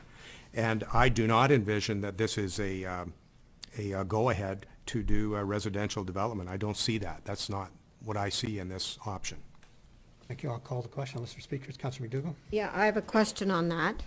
So if the master plan is completed for all the parks in the city that contemplates all the recreational needs across our community, and we get the good news about what it's going to cost us to meet all those goals and objectives of our community and its parks as a whole, and then we find ourselves against the wall of how are we possibly going to fund this, are you saying in pursuing option 2 that there is no opportunity with option 2 past a master plan on this or any other park to ever shrink a park to be able to assemble funds to improve parks in the future? Is that what my support to option 2 precludes? That's a question through the chair to Councillor Kelch. And the answer to that is I don't want to prejudge the result of the plan, but there's nothing in here that says status quo is going to be the requirement. I think the very fact that it's a master plan suggests that there will be changes. Otherwise, why do a plan? That's, you know, every time when we did the transportation master plan, that certainly was not envisioned as a status quo thing. We paid money, we had the plan, and we continue to use that to guide us. We need to do the same thing here. Just if I could to follow up, for clarity though, maybe staff can wade in then. If I support option 2, am I closing the door for this park or any other park to ever be shrunk in the future to assemble monies to build and expand amenities within the park system? Am I closing the door to ever selling off any future lands to fund that redevelopment of parks? So as chair, I mean, the motion only deals with Baxter Park. That's all you're dealing with tonight. No, it refers it to the master plan on option 2, does it not? It's dealing with the specific issue related to Baxter Park. And it will be a new council, more than likely dealing with this. And if you recall, most master plans are 10, 20-year documents. So there's a long way out on this, and that's why I question about leaving the rezoning application active. Any further comments? Call the Councilor Mitchell. I'd like to explore that then. Through your worship, on this particular option of master plan, what's the envisioned time frame, number one, and this is to the CAO or the Director of Planning, whoever chooses or is the best answer. What's our timing to do something? Does it come back in relative timeline to be something that decides this quickly? I don't see, number one. Number two, does it, we have a direction that can be suspended. I don't see that it has to be eliminated, to Councillor McDougall's point. So those two, please. Through the chair to council, so the intent is to initiate the Parks and Recreation Master Plan in 2018, subject to council's budget deliberations later on this year, to make provision for that in the work plan. It is, to the mayor's point, a long-term plan, but it should wrap up within, a year and a half. I'm just speculating on how long that would take. In the interim, with the option 2 recommendation, the applications specific to that property would remain deferred and could be brought back, could be withdrawn, could be denied, could be amended, any number of those variations. The whole purpose behind option 2 is to do the master plan first, which, to Councillor Kelch's point, we don't suppose, presuppose what the outcome will be. This just keeps the options open. As a follow-up to that, if I might, that does then, the 2018 process to eliminate the building continues, so the Kinsman Center comes down. We have then an empty lot for the next 2 years thereafter, a year, whatever it takes, correct? If council approves in budget. I have a question for the planning director. What's the shelf life on a rezoning application? This would put it into almost 2 years of being an application. So would it not need a fresh application, a new public process? So staff recommended the deferring rather than the decline of the application simply for 2 reasons. Is that it allows an individual to, council could bring it back, but they would actually have to bring back the motion because it's been deferred. The second item is that because it's deferred, that would not give the opportunity for somebody to appeal the decline of the application should somebody wish to argue the fact that it is was in good planning sense or in good planning terms. So that was the purpose of using the refer rather than actually decline at this time. Thank you. Let me call the question. This is on option 2, which is to defer this to the master plan and to, in budget, consider the demolition of the Kinsman Center. Councillor Boucher. I just want to say I'm against that motion because we asked the neighbors at the community what they wanted, and they said they don't want that included in the master plans because they don't want to come back within a year or 2 years here. They made that very clear. They made it very clear that they want to work with the Kinsmen to bring the community together, and that's why we're here. So I'm opposed to this. Let me call the question, then. Those in favor? Those opposed? Well, I never mind making decisions. It would be my preference to do what Councillor Boucher is saying. And my hope is if this motion dies, then you will bring forward such a motion just to work with the Kinsmen in the neighborhood and rescind the application. So I'm going to vote against the motion. The result is tied vote? I vote because one member's absent. So then I look for So another that motion. fails. Councillor So Bucci? the motion That fails the is not motion. very complicated. My motion will not be very complicated. It is exactly what the people wanted. We asked them to come back for a decision, feedback, they did. They said they don't want it to be part of the master plan or any plan, so that it bring them back again a year from now or year and a half or 2 years. They want to get it over with. To get it over with, I understand. They'll work with the Kinsman Club and see if they can raise enough money and bring the community together, and we go from there. Is there a seconder for that? Not getting a seconder. I'd leave the chair to second, but I don't think it would make much difference at this point. So now I look for a motion, another motion. Councillor Schulte, I move option 1. for seconder for that. Councillor Mitro, I don't think there's a need for a lot of rediscussion, since you've already had debate on the other two options. Let me call the question on that option. Those in favor? Councillor. And I'd ask this to be a recorded vote as well, Certainly. please, sir. Yeah, I'd be happy to record the last vote, too. Pass. Okay, that's the 5 residential lots option. Those in favor? Councillor Schulten, McDougall, Savage, White, and Mitro. Those opposed? Couch, Bucci, and myself. Okay, that passed. Council, I'm going to call about a 5-minute break, and we'll resume. I'll let you long way around. I feel sorry for those people. I wonder why we have public meetings. Well, council has to sometimes make a choice, make a decision of their own. Otherwise, who needs council?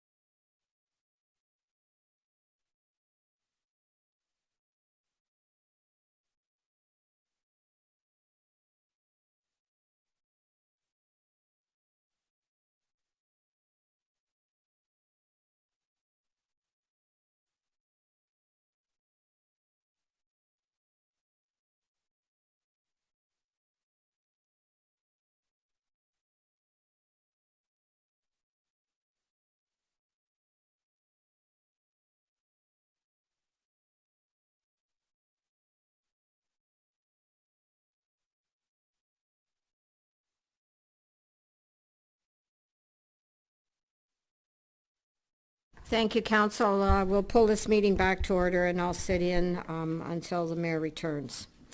Next, we're going to go to correspondence, item number 3, which is with respect to Sarnia Greek Fest. There's a 5-part recommendation before you. I'll look for council's direction. I move the recommendations. Moved by Councillor Bruzowitz, seconded by Councillor Mitro. Any discussion? Councillor White. Thank you, Madam Chair. Just wondering if it's possible, all due respect to the mover and seconder, if it's possible that we could remove the 4th part of the recommendation, the fee reduction. I would like to propose something separate for that. I'm in favor of the fee reduction. I want to go for all of it, that's all. 25% is low in my estimation, but So, Remove number so 4. Councillor White, I would look then for an amendment. Yeah. to Remove. separation, okay. Yeah. Okay, well, I'll move to amend the 25% reduction to 100%. Okay, is there a seconder for that? Second that. Seconded by Councillor Boucher. Discussion. Councillor Scholten. Thank you, Madam Chair. Could we have an estimate of the total cost then? What that would be? It's Is it 4 in the back? times $748, is it? Something like that? No, that's with the 25%. So it won't be that much more. 4 times. Yeah. It's about $3,000 is what this is going to equate to. Of the 18.5 remaining, was it? To the city 13 manager? 13 Or and change. 13.8. So that would mean then council, 3,000 falls away from 13.8 remaining in the major events fund. Okay, Councillor Couch? And we did that last year, right? Yep. Okay. To the CAO. Through the chair to council, yes, the, on the second page of the report, it outlines the, resolution passed by council in 2016 to provide relief for the fee for the rental of the parking lot for 2016 only. And so the, if I may, the recommendation this year is based on the draft major events policies and procedures to be consistent with other relief that would be offered to nonprofits for events. Follow-up, Councillor Couch. So can I just ask that we do this only for this year too? I'd like the option to have the right, like I don't want this to be evergreen. Okay. Is the And I don't mover and think that's- seconder, I don't think that's Councillor White's intention to have it evergreen. That we do it for this year. Not at this point, no. Okay. Thank you. so is it amenable to the mover and seconder of the amendment that it would be for this year only? Sure, thank you. Okay. If I Councillor might ask, Mitro. whoever wants to comment, the mover or the seconder, how this fits in, like would not near every group that wants something done. I think back to the Art Walk, we didn't totally absolve Art Walk of all costs, I don't believe. Specific to Art Walk through the chair, I believe we granted, or sorry, rather council granted relief in the order of $4,000 per year for the next 3 or 4, 5 years. But that's not all of the costs that's associated with Art Walk, is it, or is it? The, once again, through the chair, the number 4,000 was picked because it did actually represent the city's fees. Okay. I worry about having a policy that we never follow. I worry about the affordability of that. And I just wonder, through the question to the mover, as to how you see this making sense that we relieve all of the cost of the rental. Councillor White?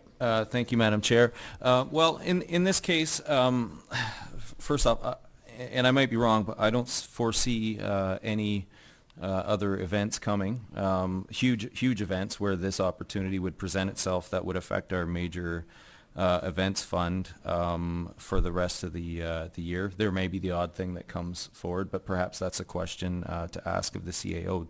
Are there any other large events forecasted that would potentially see, we don't want to give them the idea either. Do we have any other requests coming that would potentially tap this fund? Through the CAO or other staff, I guess. I'll defer to the Yeah, director. through the chair, I'm not aware of anything, but to your point, obviously, this could open the door for many others to come forward and do the same.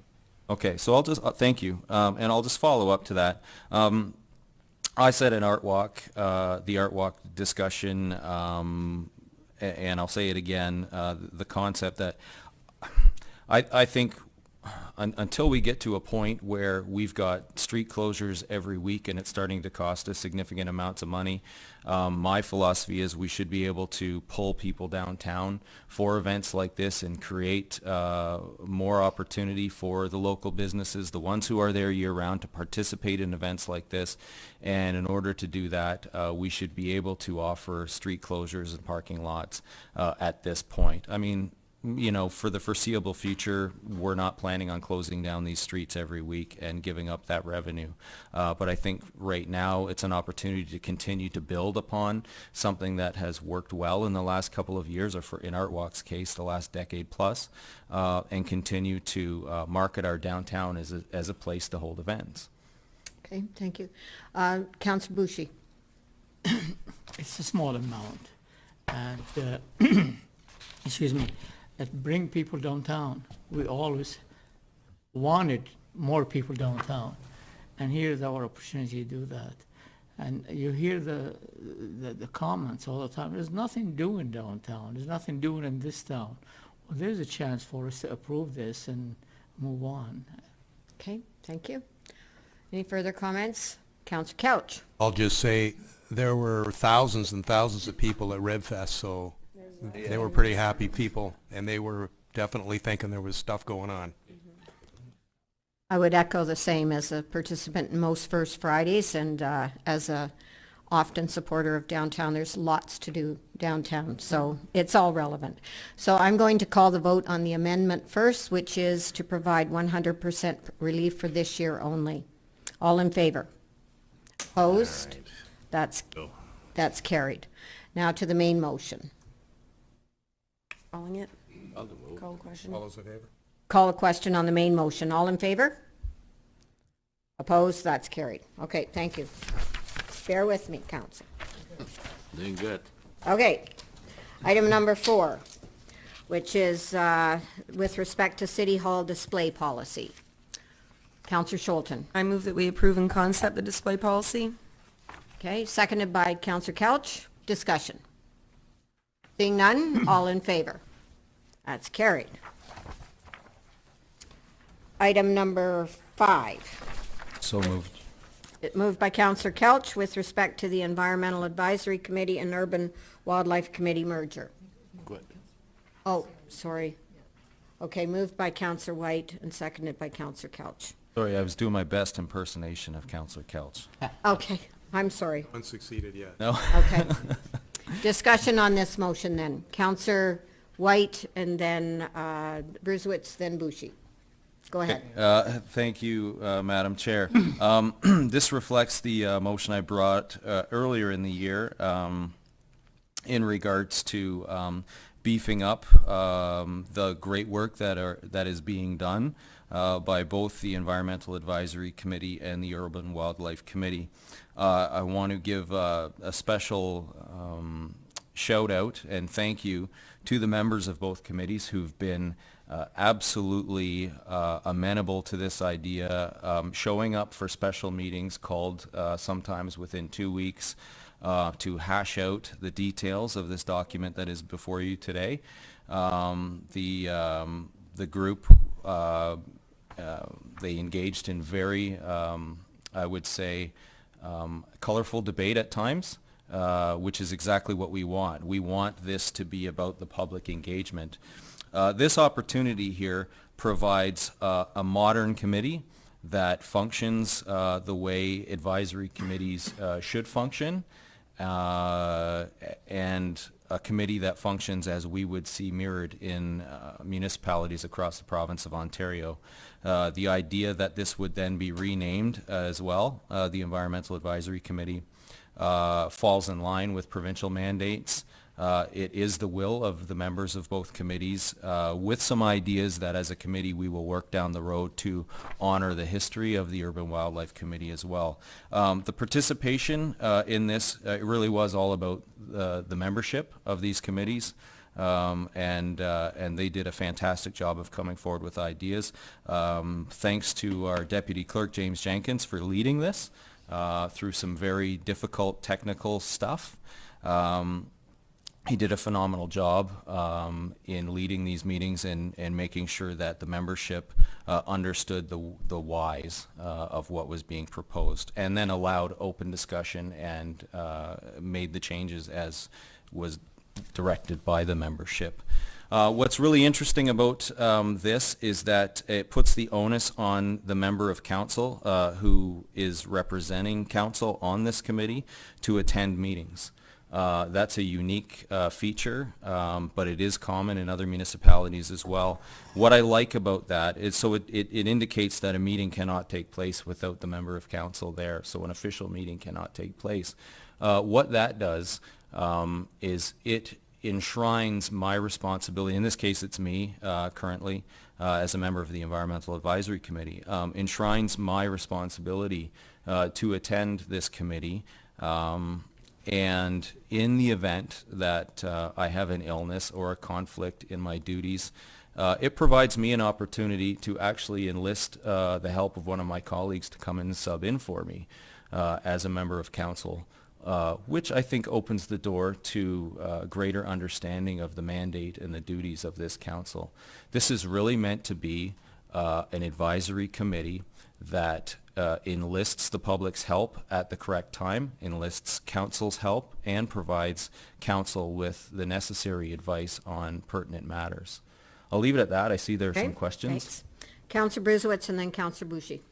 Thank you, James, and I congratulate your job well done. Just one practical question. With the combined memberships, do we have capacity to accommodate all these people in our meeting room, so we have to go to a larger venue? Jenkins? Or you would do it right in the council chambers? Through the chair, I believe the combined membership is at around 11, so that can be that's what it accommodated. is? Okay, well, that should be no problem. Okay, thank you. Councillor Bushi? Well, a few years ago, I brought up almost the same point, that when I learned some committees, not those two committees, hardly meet, maybe once or twice a week, and I thought maybe we could join committees together, and I was told by the city clerk at that time it was illegal to do that because the provincial government has set rules that you can't do that.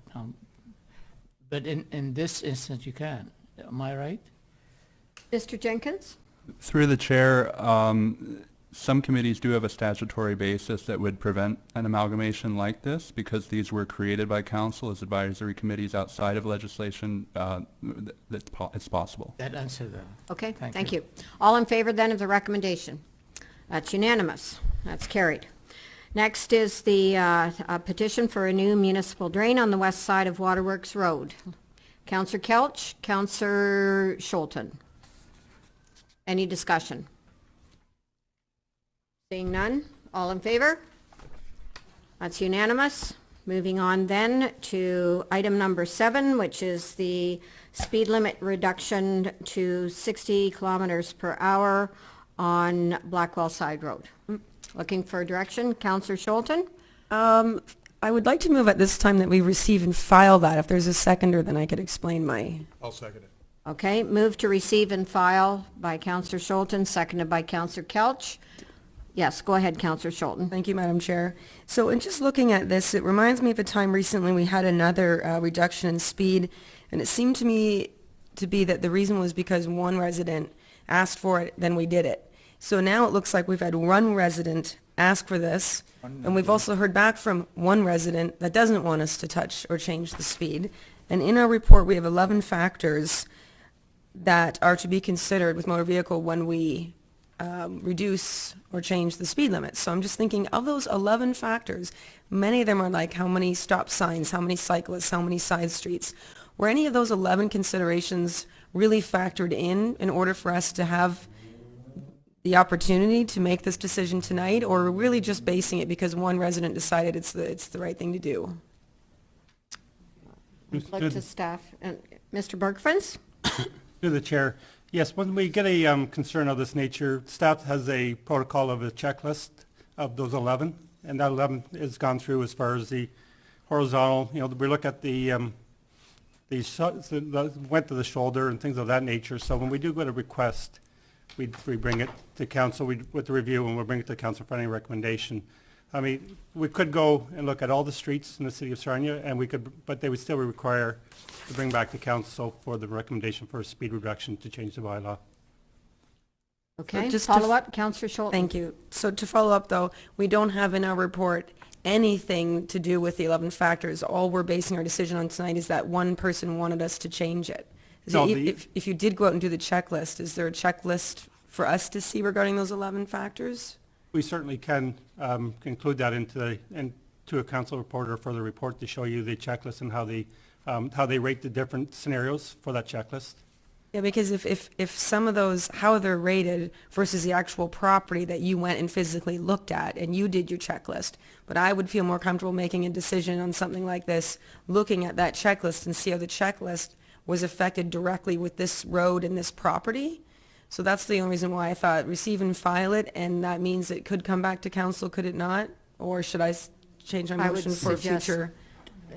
CAO, Yeah, please. through the chair to council, the technical person who has the expertise in this checklist approach has gone through and evaluated this particular application against those parameters, and has determined that it warrants under the TAC guidelines the reduced speed for that section of road between Confederation Line and 1,525 meters south of London Line. It's just for that stretch.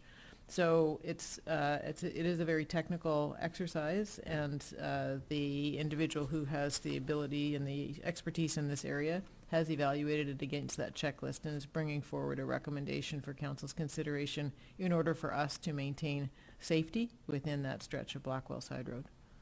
So in future for myself here, it would be helpful to see those. Those are like the mathematical equations or the recipe on how we came up with doing this.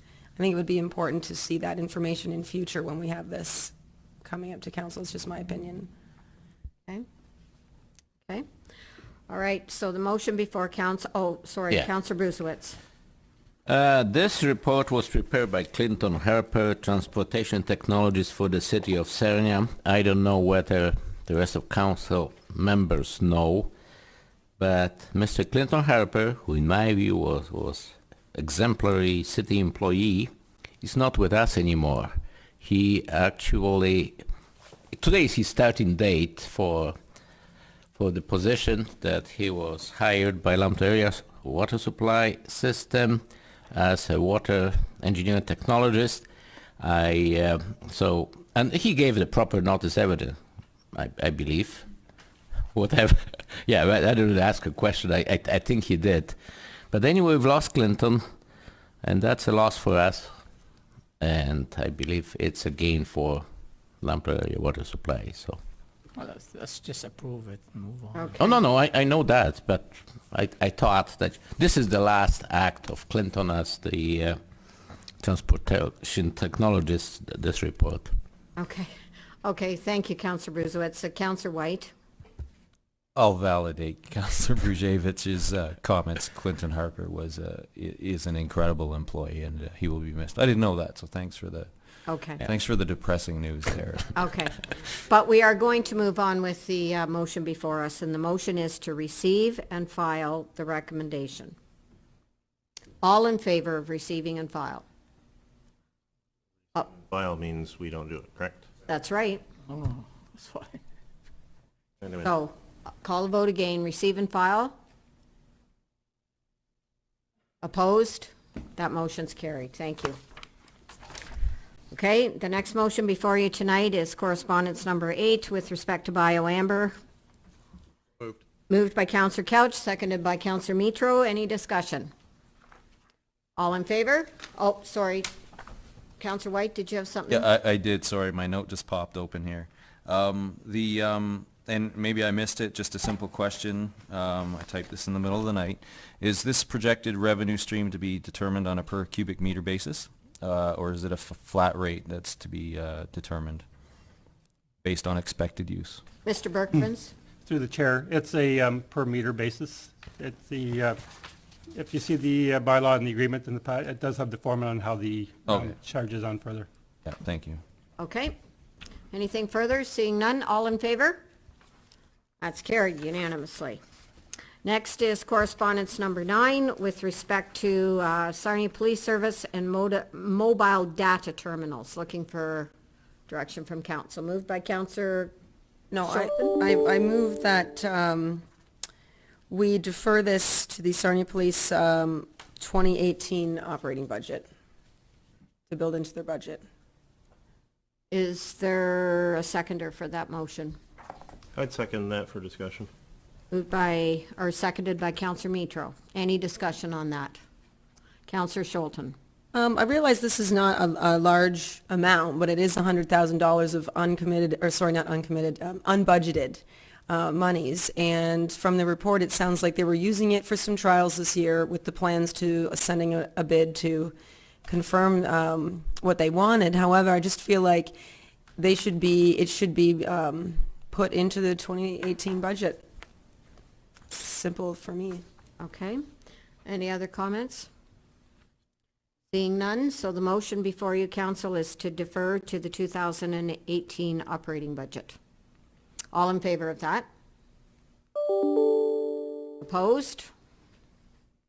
Okay, that motion fails. I'll look for further direction from council then. Move the recommendation. Moved by Councillor Couch, seconded by Councillor Bushy. Any further discussions? Seeing none, all in favor? So the motion is to accept the recommendation before you on that matter.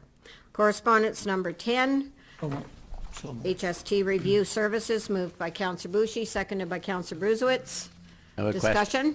Councillor Bruzewitz. Just a quick question. What is it that you expect to be discovered by Deloitte LLP that we don't really have now? Through the chair, the services provided may allow us to have more of an HST rebate. And if there is a rebate, then Deloitte will take a portion of that. So they are experts in the area of HST in areas that perhaps we may not be.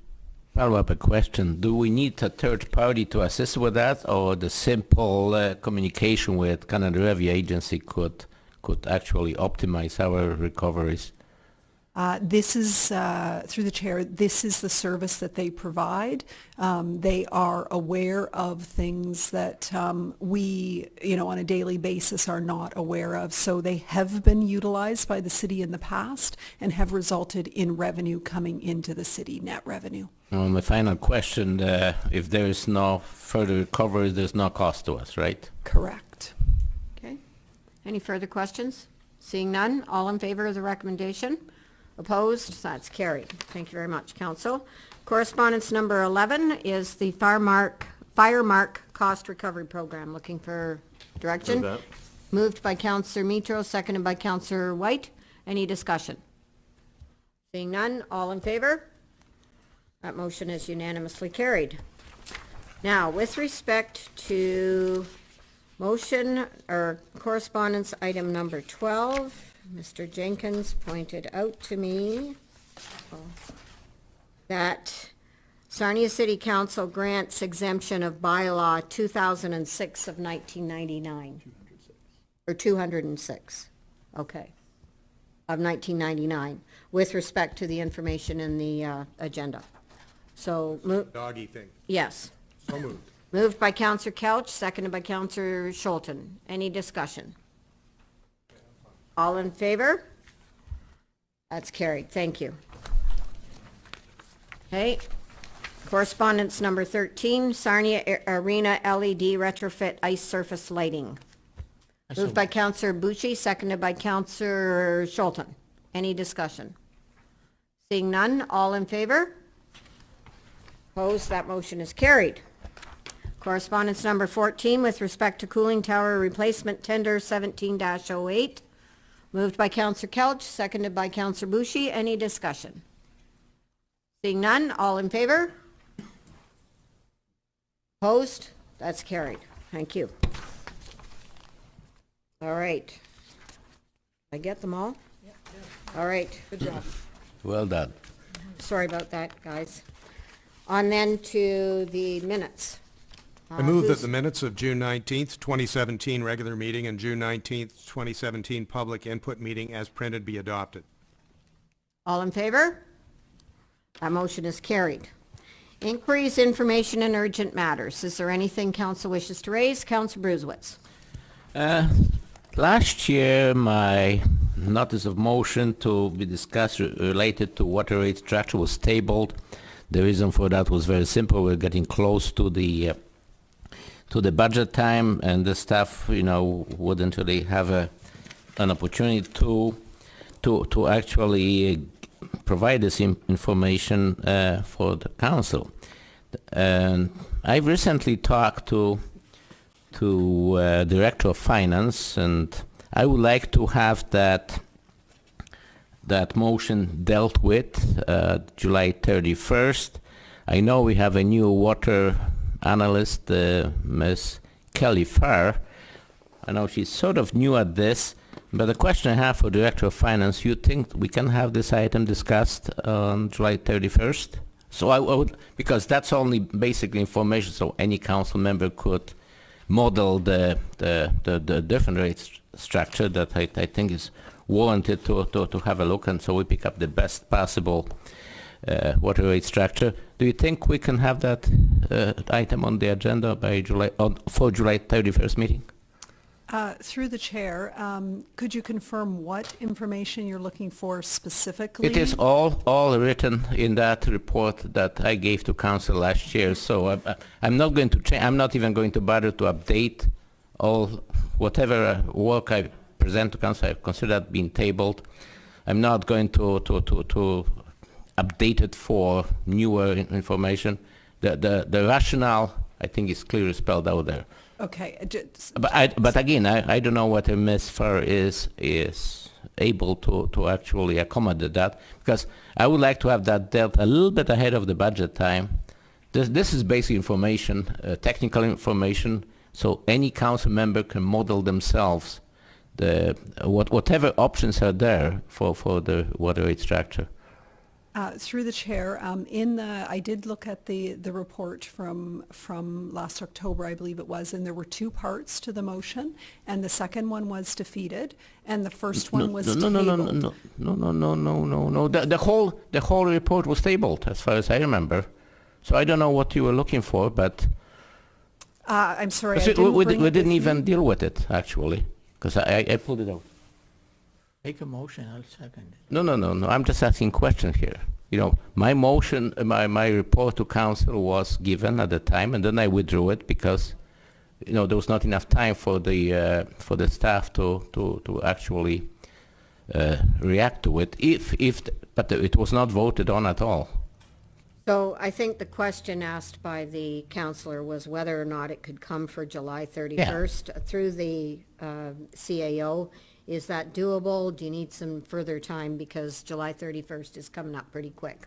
Yeah, so through the chair to council, if the councillor would indulge us to first meeting of September, I think that would be Okay, no, that's would be doable. I just try to have everybody time, and again, I know we have a new employee there who changed her responsibility, so I respect the fact that she's still on the learning curve, and I would like to accommodate her situation, a new career. Okay. So I'm... Because that will still September will still give enough time to get the information before the budget, and then perhaps go to the actual reform of the water rate structure.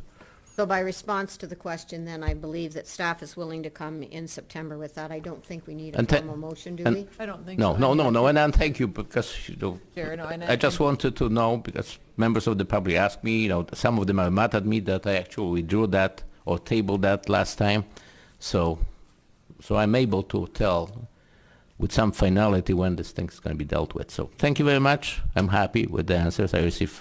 Okay. Is there any other inquiries? I just... Councillor White, then Councillor Mito. Sorry, I jumped the gun. No, nothing. Just as an information item, it occurred to me as I was sitting eating ribs that it's mighty nice that it's back in Centennial Park. We don't do enough appreciating of the net of our decisions. So it's wonderful to see the park open, listen to music, eat good food, and recall that that's what that park's for. Leave it at that. Councillor White, did you have something you wanted to raise, or no? No, I jumped the gun, but on that note, I'll counter with Veg Fest and just acknowledge the great work done on a first annual Veg Fest at Canatara Park. And I know a lot of people in the community, and I saw huge lineups for the food for the various vendors there. And knowing many of the people that were there, many of them are carnivores, and they attended and supported nonetheless and enjoyed some incredibly delicious food. So congratulations to the organizers. That was in Canatara Park, by the way, but a great use of that park space as well. Credit to our community for being open-minded to other than what we enjoy on a daily basis in our own homes. Is there anything else? I don't see anything. We'll move on then, Councillor Kelch, to routine approvals, action and information. I move that items A to G under routine approvals, action, and information be introduced. Yeah. Okay, so Councillor Scholten, you have something? Yes, item A. Do we have to? Oh, I think we have to vote for that first. All in favor of introduction, sorry. Okay. Okay, thank you. Sorry about that, guys. So, Go ahead. we're good? So, Madam Chair, first, item A, and then B, I have a couple. But item A is the airport work, and this is great. So there's a need for some rehabilitation of the airport airside infrastructure and guidance signage. And I was hoping guidance signage also meant the main sign for, hey, this is the Chris Hadfield Airport, because a lot of people turn right first, so probably not. That's not what they meant.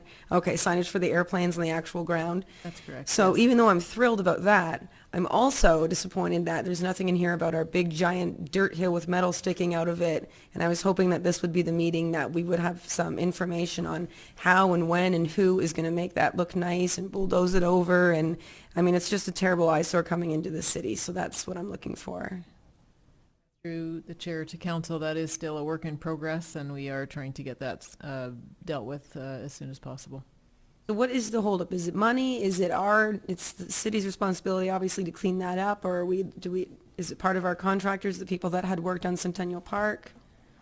Through the chair to the councillor, it's got nothing to do with Centennial Park. It is part of the contractor's responsibility under the harbor dredging contract.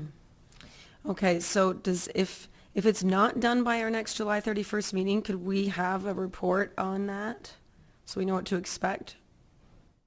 We will endeavor to, through the chair, we will endeavor to report back to council. I had hoped to be able to do it for today, but we just aren't there yet. Okie doke, thanks. Okay, so you're looking for a report for the July 31st meeting? Yes. Okay, thank you. Councillor Kelch, next. Just one item, item B, this pedestrian crossover at Exmouth Street, is this through you, Madam Chair, to staff? There is going to be a set of stoplights installed eventually within the next couple of years, correct, in that general vicinity? And is this going to be, is this in lieu of that, or is this ahead of that, or is this going to be there along with that? Through the chair. Okay, Mr. Bergmans, go ahead. Taken out of order. Through the chair. This study is on to how to incorporate putting a pedestrian, how it could be possibly incorporated for future traffic lights. We've looked at this a number of times, and through the changes on the Ontario Transportation Manual, or traffic manual, now that they've got some new loophole or new ways of calculating your crossovers, we can actually install one, but there would be a light fixture like would be on Exmouth Street by Trillium Park. So what we would be looking for was we would be looking to how it can be incorporated in future traffic lights, and we'll put it into the 2018 budget for next year. So there would be eventually a set of a full signalization plus this? No, this would be incorporated with the I see, signal. okay. Yeah. Okay, thank you. Same item, Councillor Scholten, go ahead. Thank you, Madam Chair. And that was also my question, to describe what exactly is a mid-block pedestrian signal. I'm really glad to hear that we'll be exploring this, because the community's been asking for it at this location for so long. And that roadway is very busy and so close to the Lambton Mall and Exmouth intersection. And I would be so worried that we'd pass something that would end up being too close there, and major traffic jams, and just like the headache maybe of the Walmart area. So I would just be concerned. We're not passing anything right now of specific locations, right? And something would come to us in the future about a more in-depth report with lights, like what Councillor Couch just spoke about. Mr. Berkfins? To the chair, that is correct. That'll be part of the incorporation of how it will be incorporated with the lights. Okay. All right. Further items, Councillor Mitro. Just on item F, been waiting a long time for this to come. It's fantastic. The communications engagement strategy and social media policy, all of that is a great move forward, and I look forward to final endorsement in the fall. Just shout out. Comment Very on much. Okay. Councillor Scholten, I think you had something else when you started off, and I'm so sorry That's about okay, that. Madam Chair, that's great. Same comment on that, though, item F I was going to bring up, and absolutely thrilled to see this communications and engagement strategy. So is it staff's intention then to have council make sure we spend some time reviewing it, and you'll be looking for feedback in the fall? Through the chair, yes, that's correct. Okay, well, hang on to it, you people, and it's online. It's good stuff. Thank you. Okay. Okay, sorry. Councillor Bruzewitz, thank you. I would like to pull item C. This is about the water distribution system and the annual inspection report by the Minister of Environment and Climate Change. This is very serious business. Those visits and inspections are done unannounced. Staff can expect them anytime. And what you see here is actually a perfect performance by our staff. 100% compliance, 100% rating. It is something that is really good news, even though it's a tremendous responsibility. And our staff actually was able to carry on that serious responsibility very well.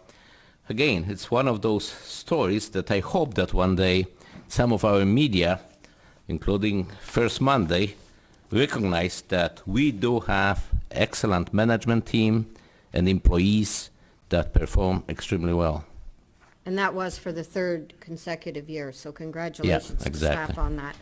Okay, next, I think it was Councillor White, and then Councillor Kelch.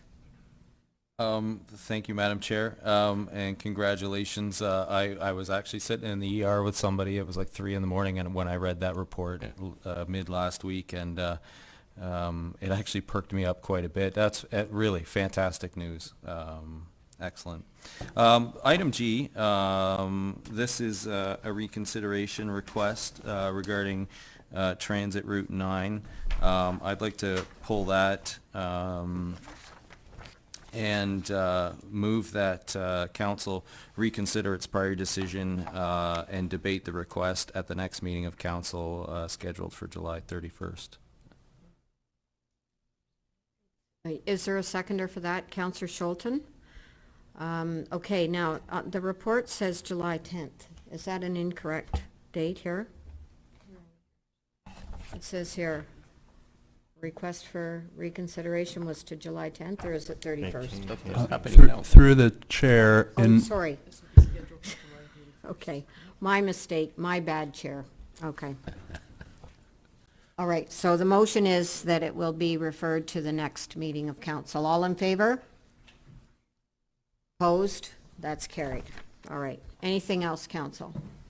I have Councillor Kelch. just one for a little comic relief. I couldn't help but notice that, and this is item E, where the province took 45 pages of PowerPoint to explain how they're getting to zero waste as a goal. If we're relying on the province to get us to zero waste, I think we have our answer. I wouldn't count on it. That's all I have, and I'm ready to move. Okay, thank you, Counselor Couch. We'll move back to you then to, I move that items A to G under routine approvals, action and information as recommended or approved by this council be adopted and appended to the minutes. all in favor? A motion's carried. I move that civic reports be received and filed. All in favor? I move That's that carried. bylaws number 1 to 4 as printed be introduced for the first and second reading thereof and be taken as read for the first and second time. All in favor? I move that bylaws number 1 to 4 as printed be taken as read the third time and finally passed. Wait a minute, I think item Bylaw number has to be 3. withdrawn, I think. Bylaw number 3. We have to exclude number 3 Oh, because we're doing a public meeting on Oh, the yes. 31st. So, okay, so bylaws 1, 2, and 4 as printed. okay, all Okay. right. All in favor? And I move that bylaws 1, 2, and 4 as printed be taken as read the third time and finally passed. All in favor? And I move that Sarnia City Council adjourn to its next regular meeting to be held on Monday, July 31st, 2017. All in favor? And thank you, Councillor McDougall, for filling in on very short notice. Good job. Good Thank job, you. Bev. Okay. Oh, yeah. Will you move this out? Good job. Sorry. Counselor Couch, we have to rescind number 1 of the bylaws because we received and filed it. Oh, So let's go back and try this again. So it's only 2 and 4. okay, so 2 and 4. All in favor? Yes. Okay. And 2 and 4 again. Yes. All in favor? All in favor? That's carried. Okay. Thank you. Got that. No, I'm just saying.